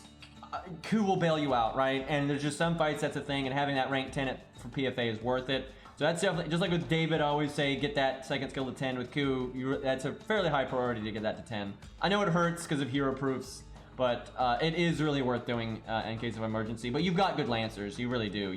You can get away with not using Ku pretty often, I would say, because of your other Lancers, and their skill ranks are pretty good. You got Karna for AoE, you got Fionn for AoE, you've got Liz for AoE, and then you got plenty for single target. You've got Crazy Eyes and Taiga and Brunhilde, right? So you're looking pretty good. So if you're not like a big Ku fan, I wouldn't worry about it too much. But at some point, I would try to get that to 10, just to be safe. It's a really good safety net to have for Berserker fights and Archer fights and things like that. Okay, so you've got Reigns. This is an NA account, right? Yes, this is an NA account. So she doesn't have her like super buff where she's like an actual Omega support, but she'll get it. So it's that you basically have a waiver, you know, tier support eventually. So that's good. That helps your account quite a lot. You might want to invest in her now, though, and get her to 10, 10, 10 now, just because I'll have to see your caster, what you have for casters, but if you're planning on her being one of your big supports down the road, maybe start working on her skill ranks now. So far, I'd say that's actually a higher priority than anything else that I've seen.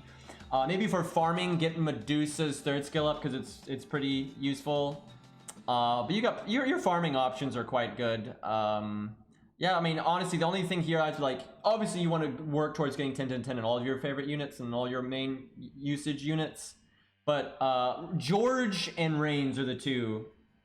Oh, you're right. Medusa's battery doesn't scale with NP rank. It's her NP gain.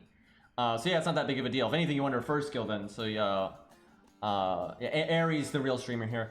Anyway, but George's first skill is absolutely worth getting to 10. That's very useful for a lot of things throughout the game. So yeah, George and Reigns are the two to worry about, and potentially, depending on your caster, Reigns might actually be kind of high priority. All right, so what do we got? We have Waver. His skill ranks are pretty bad, so I would definitely focus on that. You got Scatty. If you can get Scatty, man, you're so set for the future. You've already got what you need for a lot of really hard boss fights coming down the road. You even have what you need for Fluffy Boy if you get their skill ranks up, right? Because you could use Reigns and Waver with the Castoria that they give you. That is more than good enough to take care of Fluffy Boy. Like, it's still going to be hard, and you're going to have to min-max them and put them in the right spots and stuff. And even Scatty. Scatty's not as good for Fluffy Boy as a lot of supports because she's Burst, but Burst can still be good in the back row. So just Battery is really good there and stuff at the right times. So get your Waver up, get your Reigns up. That'll help you a lot. Like, Reigns and Waver being 10, 10, 10 is worth it in the long run. You even have Tam, Jesus. Yeah, you've got a pretty strong account. Just your skill ranks are pretty scuffed, but yeah, right now, most of your stuff, though, is good enough that you don't need to worry about it too much.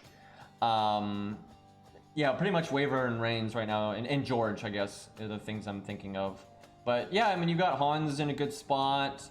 Babbage and Caster aren't NP5. Well, that's rare. Feels bad. Someday. Let's look at that, though. DPS casters, that actually is worth noting, because you've got Nero. It's fine. You've got Nero and Sheba. That's pretty much you'll never really need any other assassin killer. Eventually, like when you've got time, maybe you do an Ember spam from a lottery event, right? And you can level whatever. Maybe level Babbage then, because he's going to get buffed, and that, just in case you need an extra assassin killer. But I would say Nero and Sheba is generally good enough, and you're in good shape. But just in case, maybe Babbage. And I would level Asclepius. You do have Medea Lily, so it's not as big of a deal, but it's sometimes Asclepius is just what the doctor ordered, Keck, and sometimes you want them both. So I would get Asclepius up pretty quickly. I'd put that as a pretty high priority for this account, is to get Asclepius up. Even it's not normally I would say get Asclepius up, you son of a bitch, but because you have Medea Lily, it's not as big of a deal. But there are times where it's good. But yeah, your Medea Lily definitely makes it lower priority. And maybe if you just don't like Asclepius, like I don't like this guy, because you do have Waver and Reigns and stuff, you could get away with never leveling him. But I would recommend it. I would definitely recommend it. I wish you guys could see my table. It's huge and it's super sturdy, so I don't fear, you know, the slappage. And yes, if you want to submit a account for review, the guidelines are in our announcement channel on Discord. And it's also pinned in the announcement channel if you can't find it. Although right now it's very easy to find, but yeah, it's pinned. Okay, so I love the Grails Kojiro, and it's 10-10-10, so I can get behind that. I like this. All right, so Assassins, you got Jack, which is amazing, Kojiro, which is quite good, although you know, on an A he doesn't have all of his buffs, but when he's grailed like that, he can keep up pretty well. You got Gray for your AoE. You're a little or you got Fuma. Yeah, you got Fuma. No, yeah, you're looking pretty good. You even got 100 Face's backup. If I was going to level any of these skills, if it was me, it would be 100 Face, just because she scales so much with skill ranks. Some units just don't scale that much with skill ranks. They just don't. But 100 Face does. She scales pretty big. But you have so many strong options for Assassin. If you just never used 100 Face ever, you're like, I don't want to use 100 Face, it's not going to be a big deal. You don't really need to level her, like, because you got good stuff. Kojiro and Jack and Shiki and Kurutsugu, right? That's really all you need. And you've got Wu for support if you need it, and you've got Gray for AoE and Fuma. So, and you've even got Carmella. So it's not that big of a deal. I wouldn't right now, like skill rank priorities. I'm definitely thinking like Reigns, George, Waver. That's, I would say, what is worth focusing on. All right, Berserker, not actually as important for you because you've got your bases pretty covered on your other classes. So Berserker's not as big of a deal. But you've got good ones. Jesus Christ, this is a good count. You got Hercules, you got Beowulf, you got Jerker, and then you got the AoE with Tamcat and God Juna. And then I'd probably get Jerker to 10-10 when you can, just because she's easy to 10-10 and she's applicable to a lot of situations. She'll give you backup for a lot of stuff. I need more bones. I know the feeling. So yeah, I'd probably get Jerker to 10-10-10 because she's so close, and it's worth it. It's worth it. You know, the lures are I don't think you'd regret putting on her. When you need a Berserker, she's generally good enough. And yeah, everyone else is good enough to be usable, and they don't not that high a priority to get their skill ranks up. But yeah, and you've got Spartacus for farming as well. I'm glad to see so many people have their Spartacus and Arash leveled, man. That's the way to do it, especially if you're free to play. All right, so extra class. The better you are here, even the less you need Berserker, really. You got some pretty decent stuff. I mean, Luvia is so good in so many scenarios, and her skill ranks are pretty good. Your Mash is 10-10, that's good. I'm gonna like fry anyone that doesn't. Yeah, it's fine. I mean, you don't really expect to see a lot from this. You are lacking quite a few of the extra classes, but like you don't really have a good alter ego. But you know, you can. That's not that big of a deal, so I wouldn't really worry about it. In terms of skill ranks, because of your other stuff, I don't think it's that big of a deal, right? Because of you have Rands and Waver and stuff, I don't think you need to worry about it too much here. So, all right, is that it? Okay, now we got CEs. I can't imagine any CEs changing my opinions about anything that I saw, unless you had an MLB K-scope, but you don't, because like MLB K-scope would definitely change a few things, but thankfully you seem to. Did you miss Golden Sumo? Okay, I got it, sir.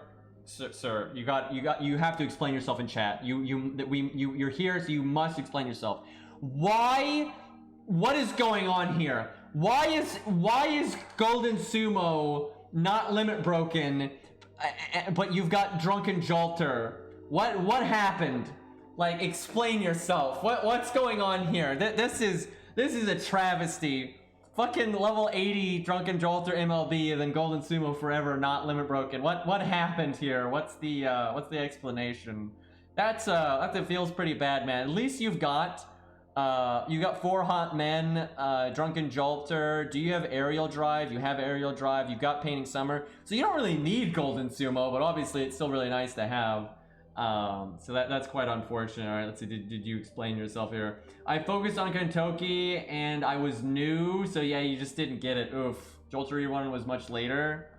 So were you in the rerun of the Kentucky event? Was that what that was? Oh, you have the anti-berserker one. That's good. Yeah, you've got great options though. You're set. By the way, this account, let's be real, chat. I'm not bragging, but because I played the game for so long, I would say it's pretty easy to say my main account is more impressive than this one in terms of its value, like its oomph, like what it can accomplish, right?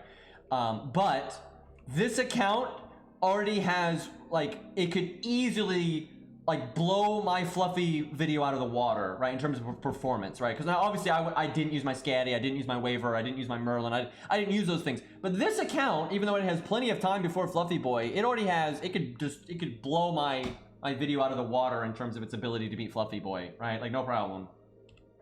I barely finished Kentucky rerun, feels bad. All right, and then you got a lot of 500 obsessions there. But yeah, you're looking good shape there. Not bad. All right, well, yeah, skill ranks, I would pretty much say Waver, Reigns, and then after that, it's pretty subjective. I feel like you're safe enough that you can kind of just level what you want after that, like what you like using and what you plan on using. But yeah, Reigns and Waver, I would definitely put up there, and George, and get George to 10. Definitely get George's first skill to 10. But other than that, yeah, it doesn't really matter. And oh, Asclepius. That's my advice, really. It's George, Reigns, Waver, Asclepius. If you don't like Asclepius, you do have Medea Lily, so it's okay. But I would still recommend getting Asclepius up. It's worth it. He's just really helpful. Also, you might. I'm not seeing you do have Alex, so you do have some buff removal there. Your buff removal options though are a little limited. You've got Fumo for the block, because I don't know if NA has that yet, but you'll get it eventually.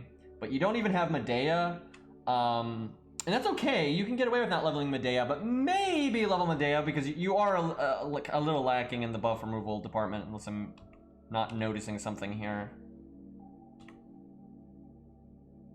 Oh, yeah, he's got Martha. She's not maxed yet. Oh, okay. I'm glad we talked about this. Martha, actually, is probably really high priority here. I kind of overlooked that. If it was me, I don't think I'm exaggerating here. If it was me, I think my top priority right now, well, actually it'd be Ku, but that doesn't count. It would be Martha. Absolutely, because she does cover this account's weaknesses, and you've got some time before like Reigns is gonna get her buff and stuff. So yeah, my top more than George and Waver and everything, I think my top priority would actually get Martha up. I'm telling you, 10-10-10 Marthas are just, they're great. Like there are so many fights because she's gonna help you with Demeter, right? You've got good stuff for Demeter though. You've got Kentoki, Ushi, Alex, right? You're looking quite good for Demeter, but man, Martha's so good for that fight. She's so good for that fight, and like any debuff fight or any buff removal fight. So, but yeah, I would say Martha pretty much top priority, but then everything else pretty much the same. So yeah, pretty cool. I like this account though. You've made good decisions. Like just straight up, you made good decisions. Like you've got you've covered your bases well. You know, and I can kind of tell. You know, you've skipped out on certain units that are like staples, but it's okay because you've gotten like golds in that niche and stuff, and it's not a big deal. So yeah, you made good calls. Okay, let's close out of that. I think I did that right. There we go. All right, what do we want to mess about with now? I want to kind of switch bosses just to mix things up. He said it was worried about Zeus. Okay, hold up. Let me go back. Excuse me, I can't read. Let's see. So Zeus stuff. All right. Well, Mash being 10-10-10 is a big part of that. Asclepius. Asclepius is really good for Zeus because of the anti-debuff stuff. You could probably make Medea Lily work there. But being able to put up a debuff immunity is certainly nice, but you could have Medea Lily show up to clear his NP seal and skill seal that he does. But that's a really nasty part of the Zeus fight, is when you break that first health bar. And then, so that's what gets people, it really is. That fucks people up a lot. You got 500 year obsession. I think you got what it takes to beat Zeus, really. I mean, let's see, because you got a lot of options. You got a lot of options. I mean, between Waver and everything else and your DPS, you don't have an Avenger, right? So that is oof. right? But he is absolutely beatable without an Avenger, right? Now, you could level Gorgon for Zeus. I'm not sure she's worth it. If you're really worried about Zeus, though, I would level Gorgon and put her in the back. Put her in, like, your 6th slot. Because she does have guts and stuff. That's pretty decent. But, yeah, if you're worried about Zeus, then I'd say Asclepius. Asclepius, Gorgon... but you got everything else I think that you would need to even mimic like my setup. I think you pretty much have what you would need to mimic it and make it better. You can make it better. And yeah, Herc is actually pretty good for Zeus as well. So yeah, I think you're ready for Zeus. I think you're ready for Zeus. I think you're ready for Demeter. I think you're, especially if you get Martha up, I think like you're super ready for Demeter and Zeus. What about Aphrodite though? I actually, funnily enough, you're not super. Oh no, you got Nero. You got Nero. But you're gonna want Asclepius. Yeah, you're gonna want Asclepius for Aphrodite can actually fuck people over. I've seen people get wrecked by her sometimes because they think she's the easy one and they don't have anything prepared for her and they get smacked. Although you can always summon a friends in Kidu, so. And I actually think you have what it takes for Fluffy Boy, even though you obviously have 2 years for that. But I think you have what it takes. It'd be hard as fuck. I mean, Fluffy Boy is always hard, pretty much no matter what you do. But I think you could beat Fluffy with this account right now. No command spells, no blue cubes. I think you could absolutely handle it. What would be the best DPS for you, though, for that fight? Let's see, because it can be any class. Honestly, if you ever grailed Ushi more, Ushi's not bad there, but you probably have better. Taiga's okay there, not ideal though because of long cooldowns. Robin's fine there. Though being debuff based is not the best. Yagyu's fine there. Lancelot's fine there. Hokusai's fine there. I'm a little worried. Looking at this though, you don't have a DPS that just like screams, oh my god, they're so good for Fluffy. Oh, Hot Wheels though. NP5 Hot Wheels, yeah, that's pretty good. You don't have a lot of Buster support though. You're mainly Art because you got Tam, Waver, and all that. I was gonna say Art. I mean, maybe. Boy, that is a bit tricky. Yeah, Fluffy. I'm a little. I mean, you can beat Fluffy. You can beat Fluffy with this account, but it's going to be hard. I don't see a DPS that just screams at me like, oh my god, this is the DPS you use. But you have 2 fucking years. Honestly, yeah, I'm leaning towards Ash being your DPS for Fluffy, but you could probably make a lot of these work, especially because you've got like a Grailed Robin and everything, and you have art supports and stuff. Like, you can make a lot of these DPSs work for Fluffy. I'm just not sure what would be the best one. And you don't have any of like, you don't have like any of the DPSs that are super good for it. But I think you can handle it, and you got plenty of time, so.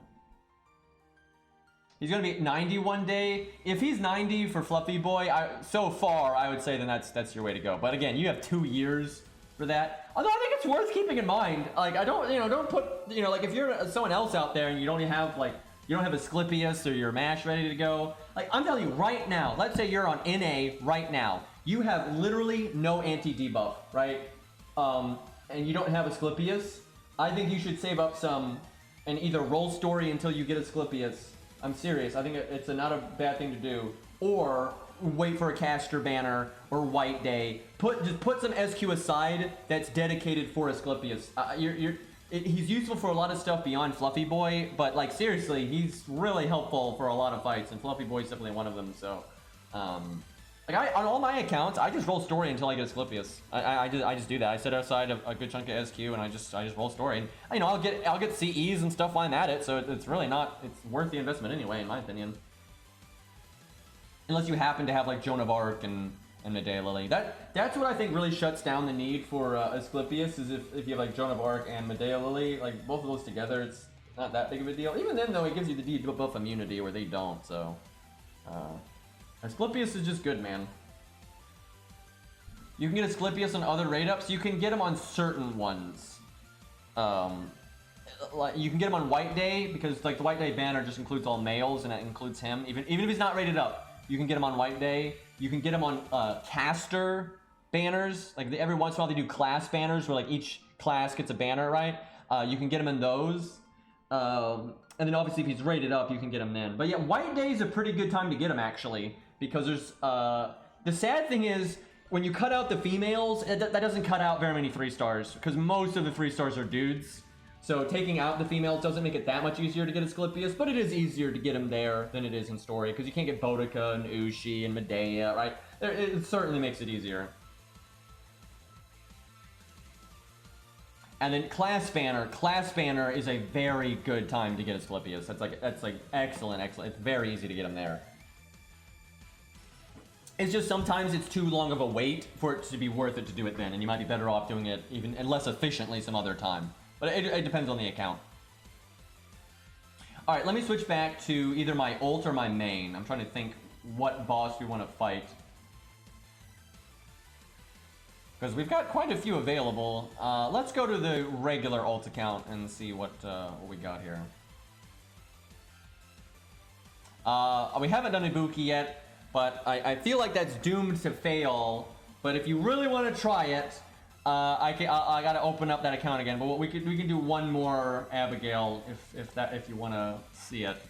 But I don't think she's gonna win. I think she's gonna have a bad time. But maybe we can just see how far she gets. I think even if she lands the 20%, I think it's not enough. I think she'd have to land the 20% twice, and that's just like the odds of that are terrible. So I think she's doomed. But yeah, we'll give her a quick go. Then we'll go fight some other bosses.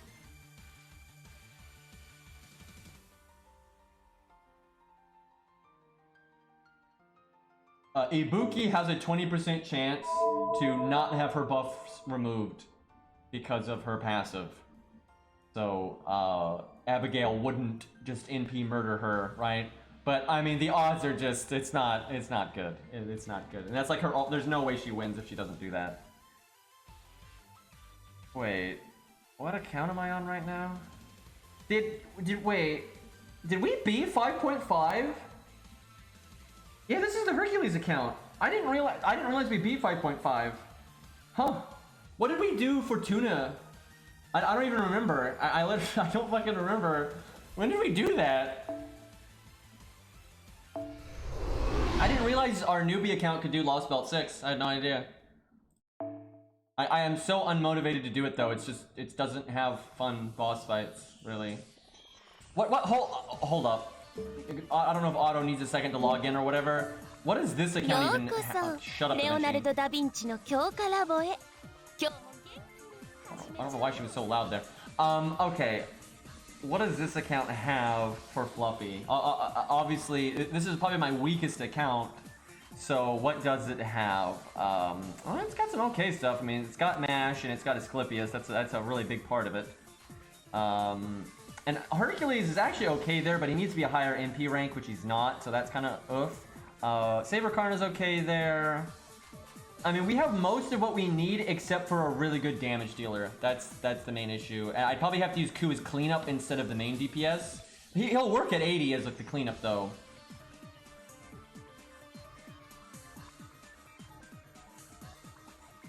Wait, that can't be right, Zal. I can't, there's no way I did a 1 to 3 star setup on the newbie account. I never do 1 to 3 star setups on the newbie account.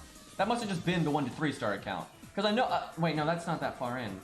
Why would I do that? Why would I do a 1 to 3 star setup on the newbie account? Like, it doesn't even have that many 3 stars. It was like, I can't imagine that I did that, but... Anyway, so I'm trying to think what this account has everything it needs for Fluffy except for an initial DPS. Maybe Ushi or Karna is what I'm thinking. Because a level 80 Ku is good enough to clean up DPS, I think.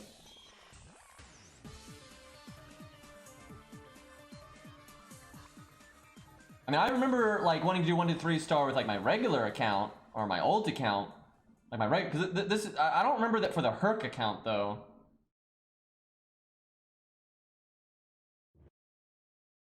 I mean, I think this account might be able to beat Fluffy right now, but it'd be really hard. It'd be really fucking hard.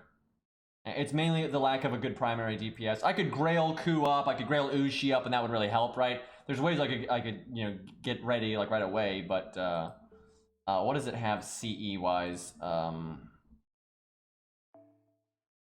got some okay stuff. I might need to buy the Anti-Divinity one. I don't think it has the Anti-Divinity one. I think it's going to want that.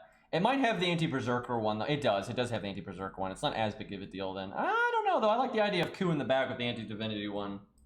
So I think what this account's gonna want to do to be ready for Fluffy is it needs to get the 80 Ku's 3rd skill. I think I do that and I give him the Anti-Divinity CE and I put him in the 6th slot. Oh, We level Enkidu. That's what this account does. Yeah, we just level Enkidu and this account wins. Like, you put Ku in the back, Enkidu in the front, we win. This account can handle Fluffy. That's because it's got Enkidu at a pretty high NP rank. I remember. So yeah, especially if I get some copies of Ku and we get his third skill and we level Enkidu. Yeah, Enkidu front row, Ku back row, give Ku the anti-divine CE. And you pretty much use the setup that I used, and George, you make Ku and whatnot. It could do it. It'll be hard. It'll be hard. It'll be, you know, have to min-max and play around with some stuff, but yeah, it can do it. Oh yeah, we gotta add auto. I probably can't add you permanently, auto, because it's this fucking account, but I don't think you would want this account permanently anyway, because this account sucks. Like, you're crazy if anybody actually wants this on their account permanently. I guess it does have an impressive Lantoria. I'll say that. She's NP5 and all that nonsense. But other than that, not much to be seen here. I think I clicked the wrong number in there somewhere.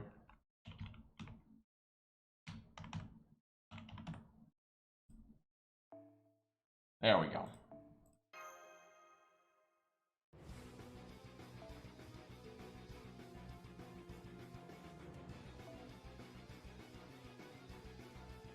Yeah, this account got spooked by Enkidu like several times just from story summon. I think I've streamed everything that this account has done, aside from just farming. I don't think we've ever rolled off stream. I don't think we've ever like done anything significant off stream. And I think most of it's on the should be in the VODs on YouTube too. Fun times, fun times. All right, I think I just have to wait for Otto to add me. I don't know if we have a command for our friend code here, so he probably needs that. So I probably need to yeet some invites, because I don't know why people are sending invites to this account. This account is fucking dumb. There you go.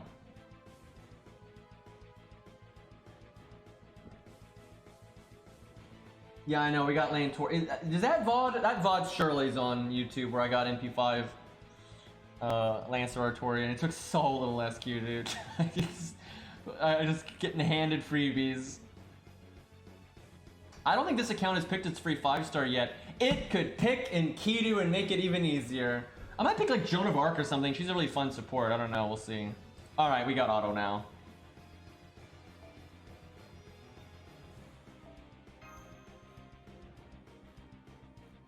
I don't know why Otto wants to see this, but maybe she'll impress us and go farther than we think.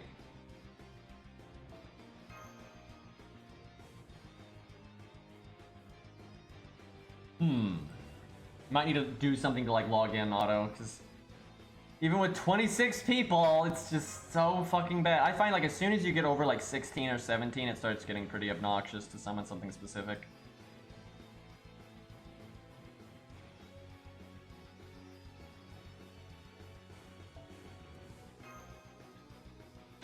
Yeah, pick Lantoria to get her coins. I don't know what I'm gonna pick though. Just like practicality-wise, if I wasn't like trying to keep things like more free-to-play setups and stuff, because that's just so in my blood, I would probably pick Joan of Arc. Actually, I think that's something this account could really benefit from. Or Waver. Waver is always super good, but Joan of Arc would be pretty handy to this account. Are you sure you added me, Otto? I can try to remove a few people here, but because that was a lot of resets and we weren't getting shit. Yeah, I don't even know who that is.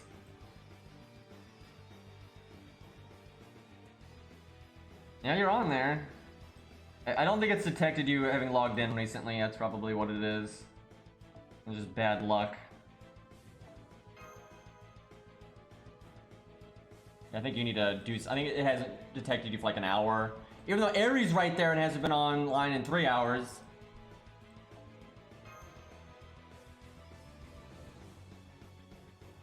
There we go. Jesus. God, that took forever. Like, all of that in just an hour ago. That's why it's so bad to have a lot of people on your friends list. Because in just 1 hour, it's that hard to summon somebody.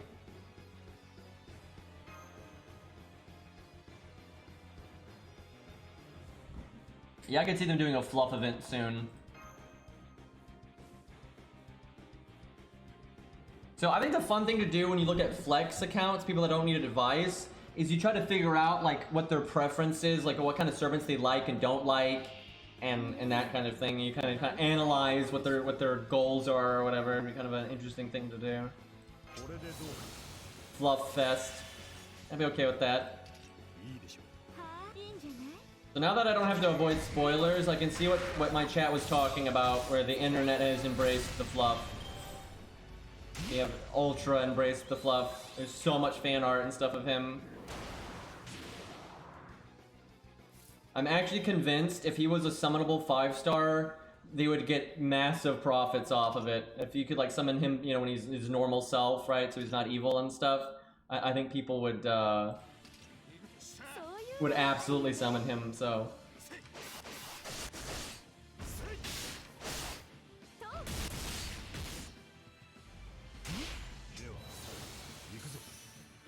I just like how he's like normal self. He's like just a gentle giant, right? Even though he's super OP. Yeah, we need to do as little damage as possible here.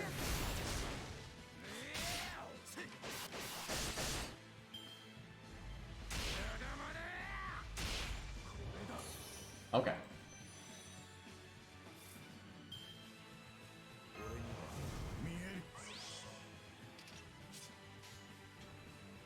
Am I the only one that feels like we just, on this turn, we just cannot get quick cards? And I know she doesn't have much of a quick deck, but it's not just her, it's everything we've used. I guess Canis, didn't Canis on the second attempt? The first attempt she didn't, but I think the second attempt Canis got stars.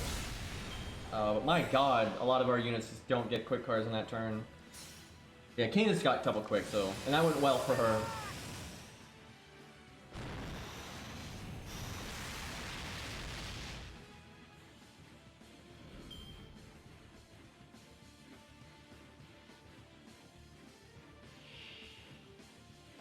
Alright.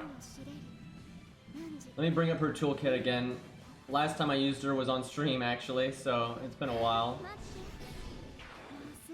Why does her stage 1 exist? Oh my god. Anyway, alright, 50% battery. Want to save that if I can. Kind of want to use our second skill because we need that defense up right away. Sadly, we didn't make any stars prior, but oh well.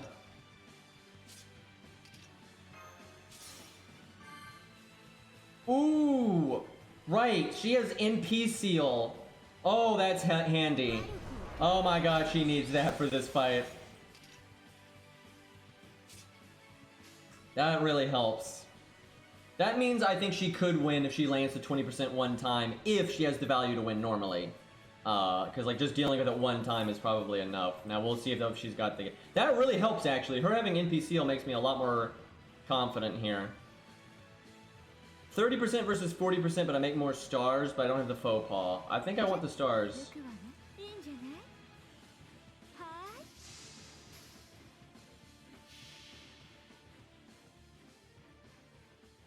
Man, Otto, getting his Ibuki pretty strong there.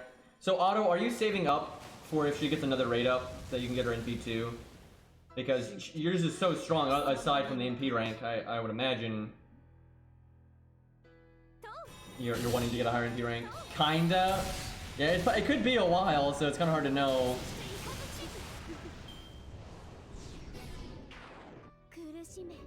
I guess she is pretty normal card damage based though.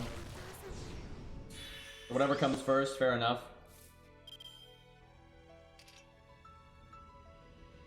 I guess I have to throw this out now just so I can use my third skill. I mean my Atlas third skill. Tempted to do my quick there just for the heal, but why? I got Buster up. Take advantage of it. Yeah, she's AoE.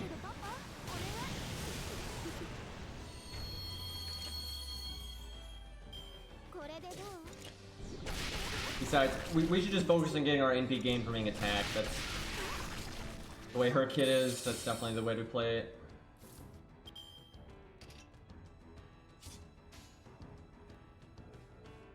Okay, for this turn though, I'm doing this because I want the heal and I want the Merlin. Yeah, Abby's divine. It's true.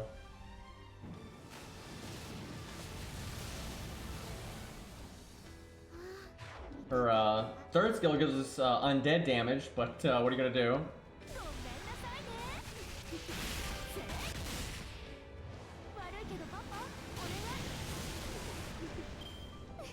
This life bar not going as fast as one would like.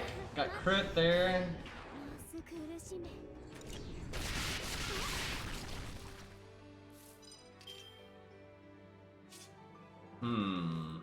Well, I need the defense up.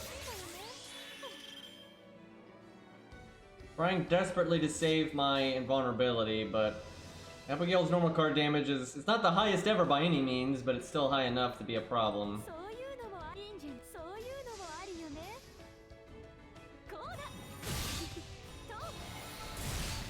She does look like an undead, but she is not one. Wish I had somehow broken there.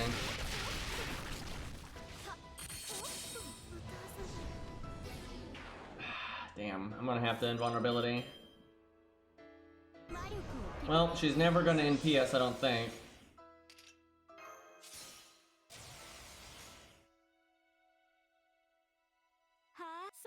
You know, at least we're gonna get 2.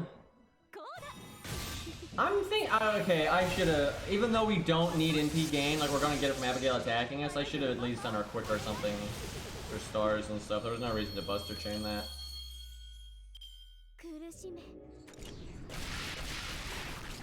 I should've done like Buster quick, I think is what I should've done there.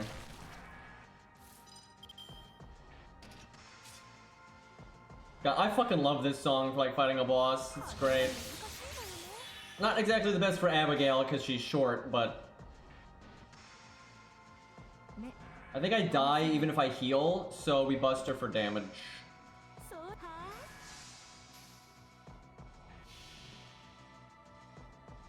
All things considered, I'd say she did pretty well. This is not really her kind of fight.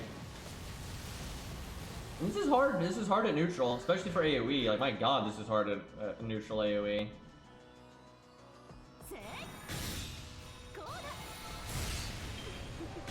And Retrigal did really well here, though. My god, that was super impressive. Her being NP1 doesn't matter too much, though. Where most of the breakpoints have been, it wouldn't make too much of a difference. Most of our damage comes from normal cards.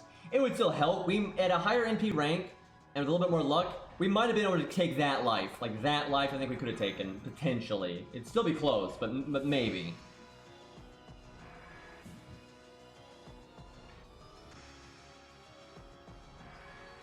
I think I have Abigail on NA, actually. I'm not 100% sure on that, though. So at some point we should try that with Aussie. That's an interesting one, because he's got so much soft survival, and then you basically try to NP seal so often that she never gets her NP. That's actually pretty fun. I wouldn't be shocked if Aussie could do it, because Aussie just, my god, he's such a good unit. And he can definitely do it on JP with his buffs. I think absolutely he can do it there. Alright, hold up, I gotta get my phone set up properly again.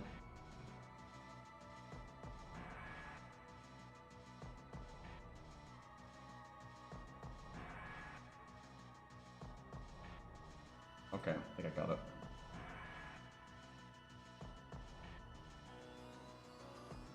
No, not quite. There we go. Leonidas, by the way.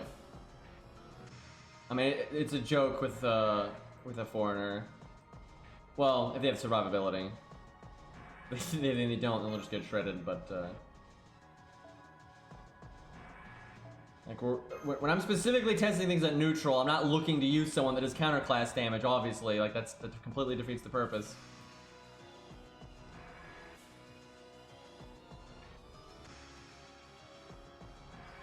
I've played Punishing Great Riven some. I'm like one level. I can't even play the event. You have to be level 40, and I was like level 15. But now my account is like level 38 or 39. But then you have to do a bunch of stuff in the event to get them. So I don't know if I'll be able to get them or not.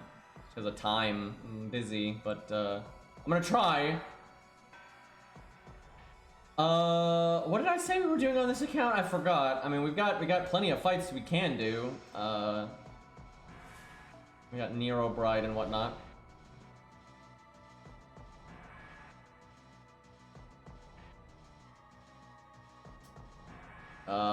What is what here? I can't remember.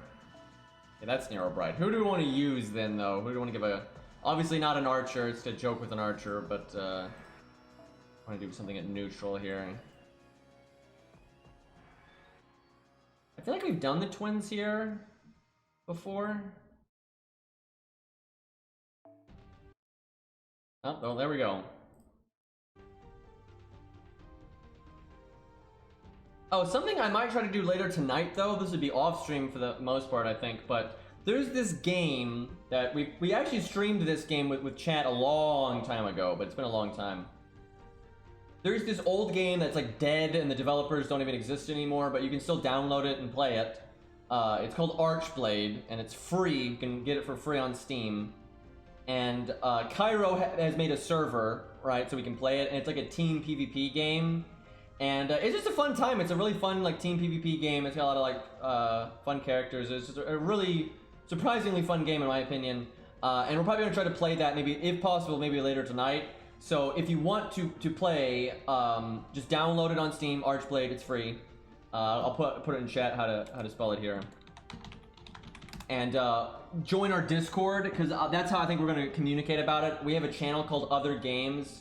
And then I'll be in that channel, and we'll try to set up. There's a bunch of different game modes. There's like 3v3, and there's free for all, and there's like 8v8 and stuff. And so what we'll do will just be dependent on how many people are interested. If I'm feeling well, I might just do it right after the stream. But yeah, if you're interested in playing with me and Cairo and everybody else, it's a third-person kind of just. I don't know how to describe it. It's kind of a unique game, but it's just some kind of casual PvP fun, really. Kind of like the 3D big open maps and stuff. Who's keeping the servers running? The players, because players can host servers. And then they handed the code of the game over to the fans. Which actually kind of sucks, because the fans made a few changes that I don't like. Like, they nerfed and buffed some characters, and some of the decisions were good and some of them weren't, but any person could just create their own server. And Cairo did. Cairo made a server last night and got it working and everything. It's a little laggy. It's hard to set up a server really properly there.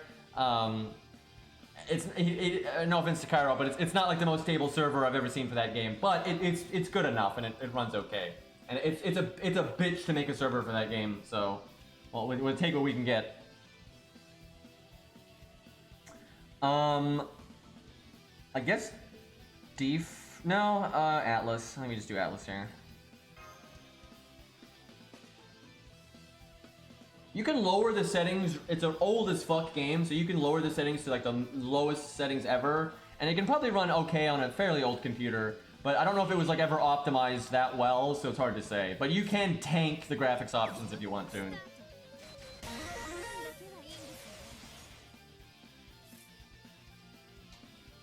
Okay, that's right. You can Buster up here. Oh my god, Ozzy doesn't need the help. Ozzy does not need the help. He's so busted here, dude. If anything, it's gonna kind of take away from like how much value he has, because I kind of want to show off his long-term value these days. But oh well.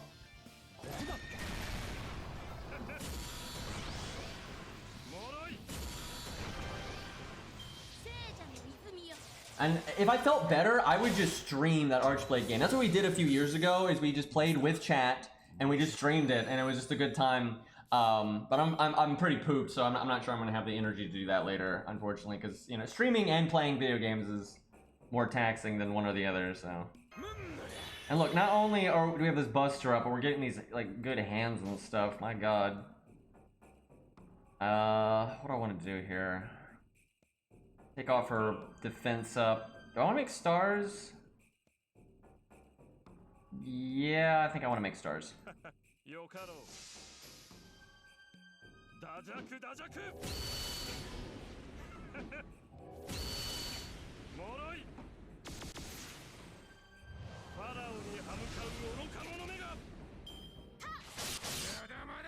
Alright, let's see how much damage we do here.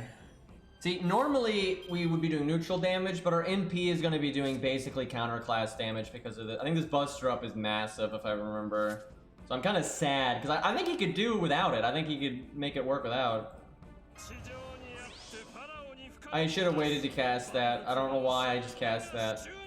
Because next turn, Like, obviously the attack buff is nice here, but next turn, I get the sun buffs, so not really worth throwing that away. I don't think it'll matter though. What is Ozzy's best Ascension art? I don't know, man. Ozzy's got, they're all fairly similar, but they're all good. I like all of his stages, really. For just pure art, though, I would say his 4th stage looks like the art is so good on that. But in terms of like the design of the sprite and the gameplay, I don't even know.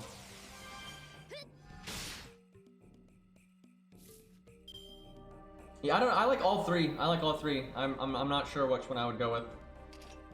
I was like, for mine, I'll probably just pick one at random or even set it to random, but I'll probably just match his stage 4 art because I like his stage 4 art so much, and so I'd rather match it.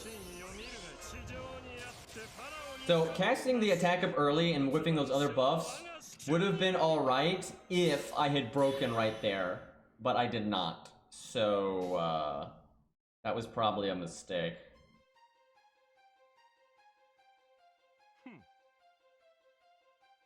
Let's do this, because I actually do value the damage cut a little bit.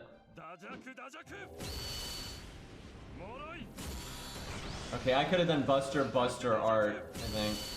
Yeah.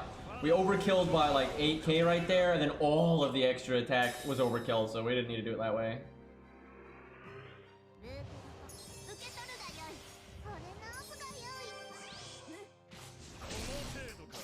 Whew, got Buster up right in the face there. Alright, well we still have the sun buff, so I think we go ahead and do this. Gotta get rid of her defense buff. I think we art. I think I messed up earlier and I didn't have the heal boost on our second skill. That's a mistake.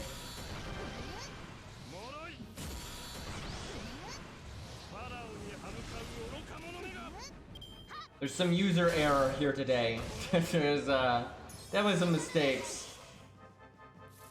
Alright, we're healing next turn. I don't know if I wait another turn I can get the guaranteed defense buff though. We'll see what happens. But I gotta get the heal plus, that's very important.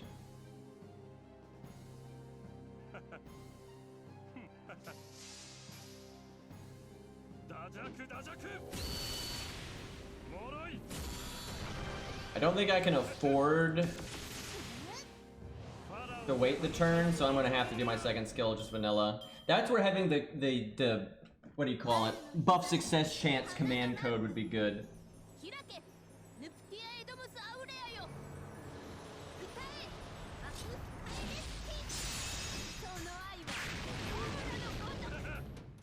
Yeah, you can see Fluffy obviously on the stream preview, right? You can see him there. But yeah, FFZ is how you get access to those other remotes. Which is very easy to download, it's not a big deal or anything, so might as well, I would say. Alright, please land the defense buff. Yeah, Aussie though. The problem is she has attack up, crit up, crit up. So what we kind of need is that command code that removes an attack and defense buff. I think that would have been, wait. Can we just win? We just win. Even with all of her buffs, she probably can't one-shot us. Yeah, she actually might. She busts her crits, definitely. But I think she's dead. I'll put it in slow-mo so I have more time to cancel the app. Yeah, I'm pretty confident she's dead, because we got that giant-ass buster up. So I think we could have won this without the buster up, but I'd have to play a lot better than I did, and then we would have to min-max the command codes, because the command codes could be better.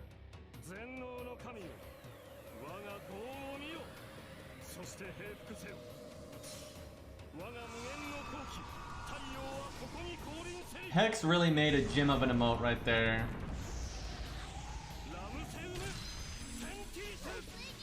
Yep, she's dead. We don't even need the 70% crit and like the giant extra attack. We got a huge extra attack there. Jeez.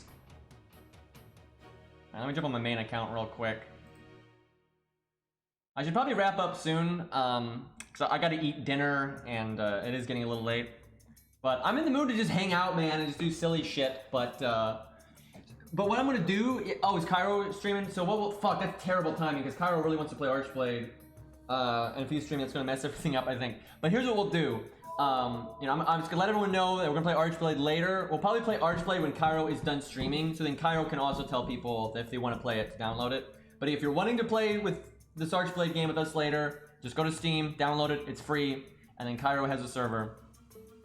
And then I'm hoping Cairo can remind people as well. Let's do one more thing, though. Let's use a little bit of AP here. What do we want to... What do we want to throw our faces at?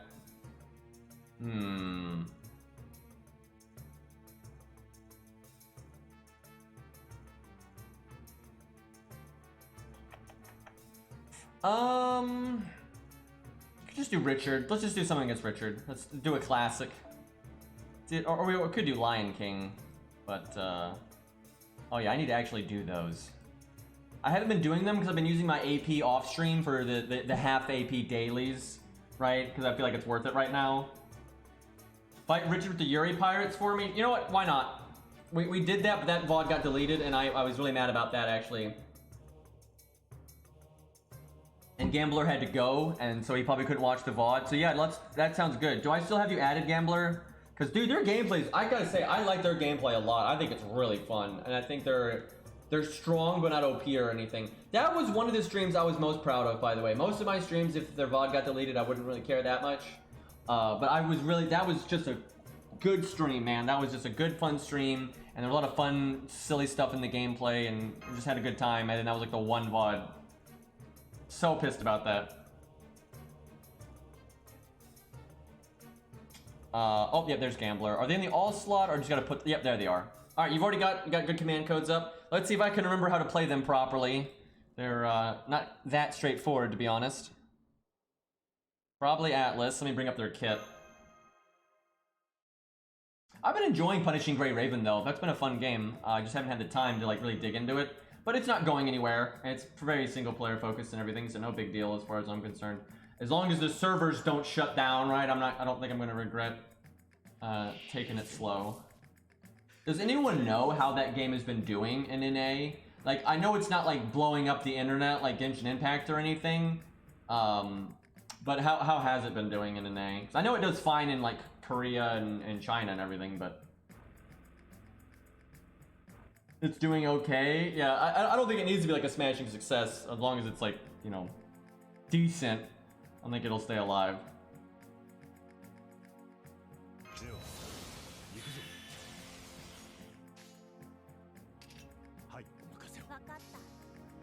Yeah, it really does need a PC version.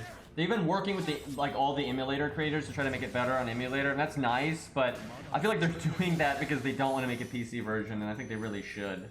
I think it could be quite successful if they got it on PC and, you know, marketed it a little bit. I think it could do quite well.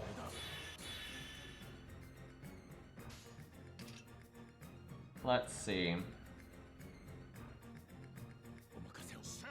Good enough.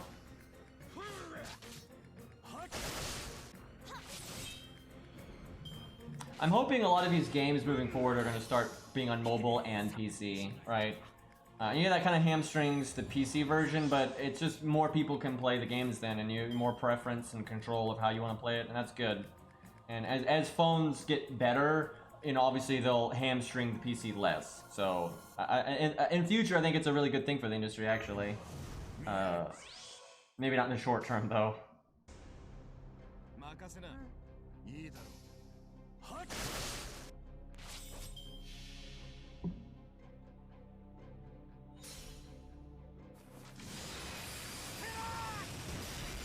I wouldn't be surprised if there's some other 4-star out there. I haven't really thought about that. Technically, they're not a day 1 unit, but they have pretty much copy-pasted day 1 animation, so... They were added a few months in. But they hadn't really changed their standards at that point. Okay, I do not remember how to play them very well. Right, so we gotta get low in health. Their guts last 3 turns. Do I cast it now and then think it comes back in time? Because it's not this is not a bad time for their gain rate and their stars. I wish I remember how I played this last time. So they don't have crits yet. So I do not want to use my crit buff yet. But I don't mind using the attack up just for the NP alone, I feel like. I think I cast my first and third skill.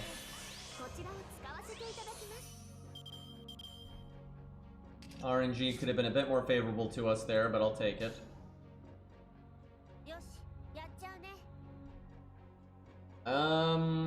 Guess just this. I'm not 100% sure about casting that first skill there. I think it's alright though.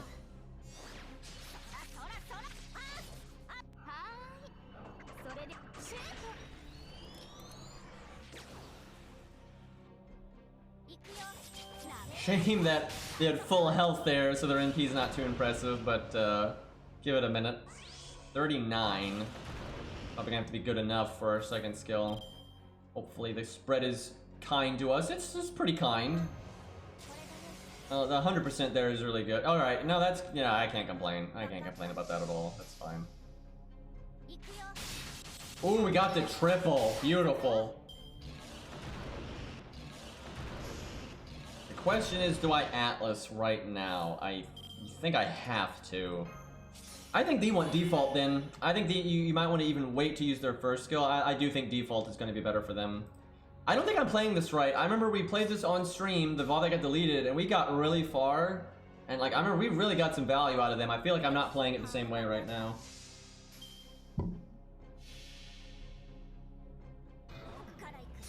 Yeah, Romulus can either be divine or not. He can do it either, like he's got like a skill that lets him seal it or unseal it, so.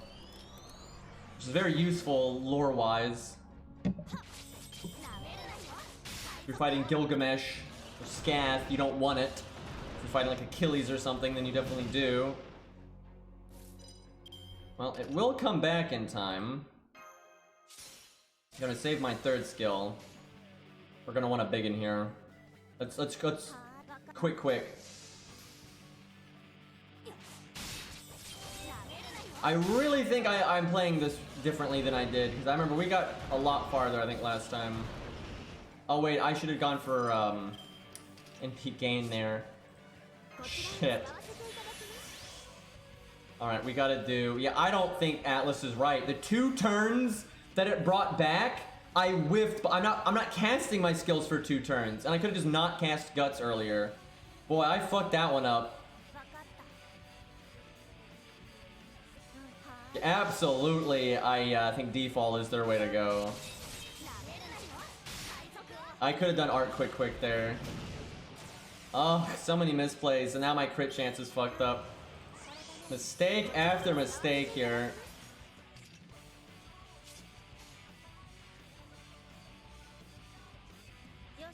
Well, this NP is still gonna do some serious damage, but I think default is definitely better.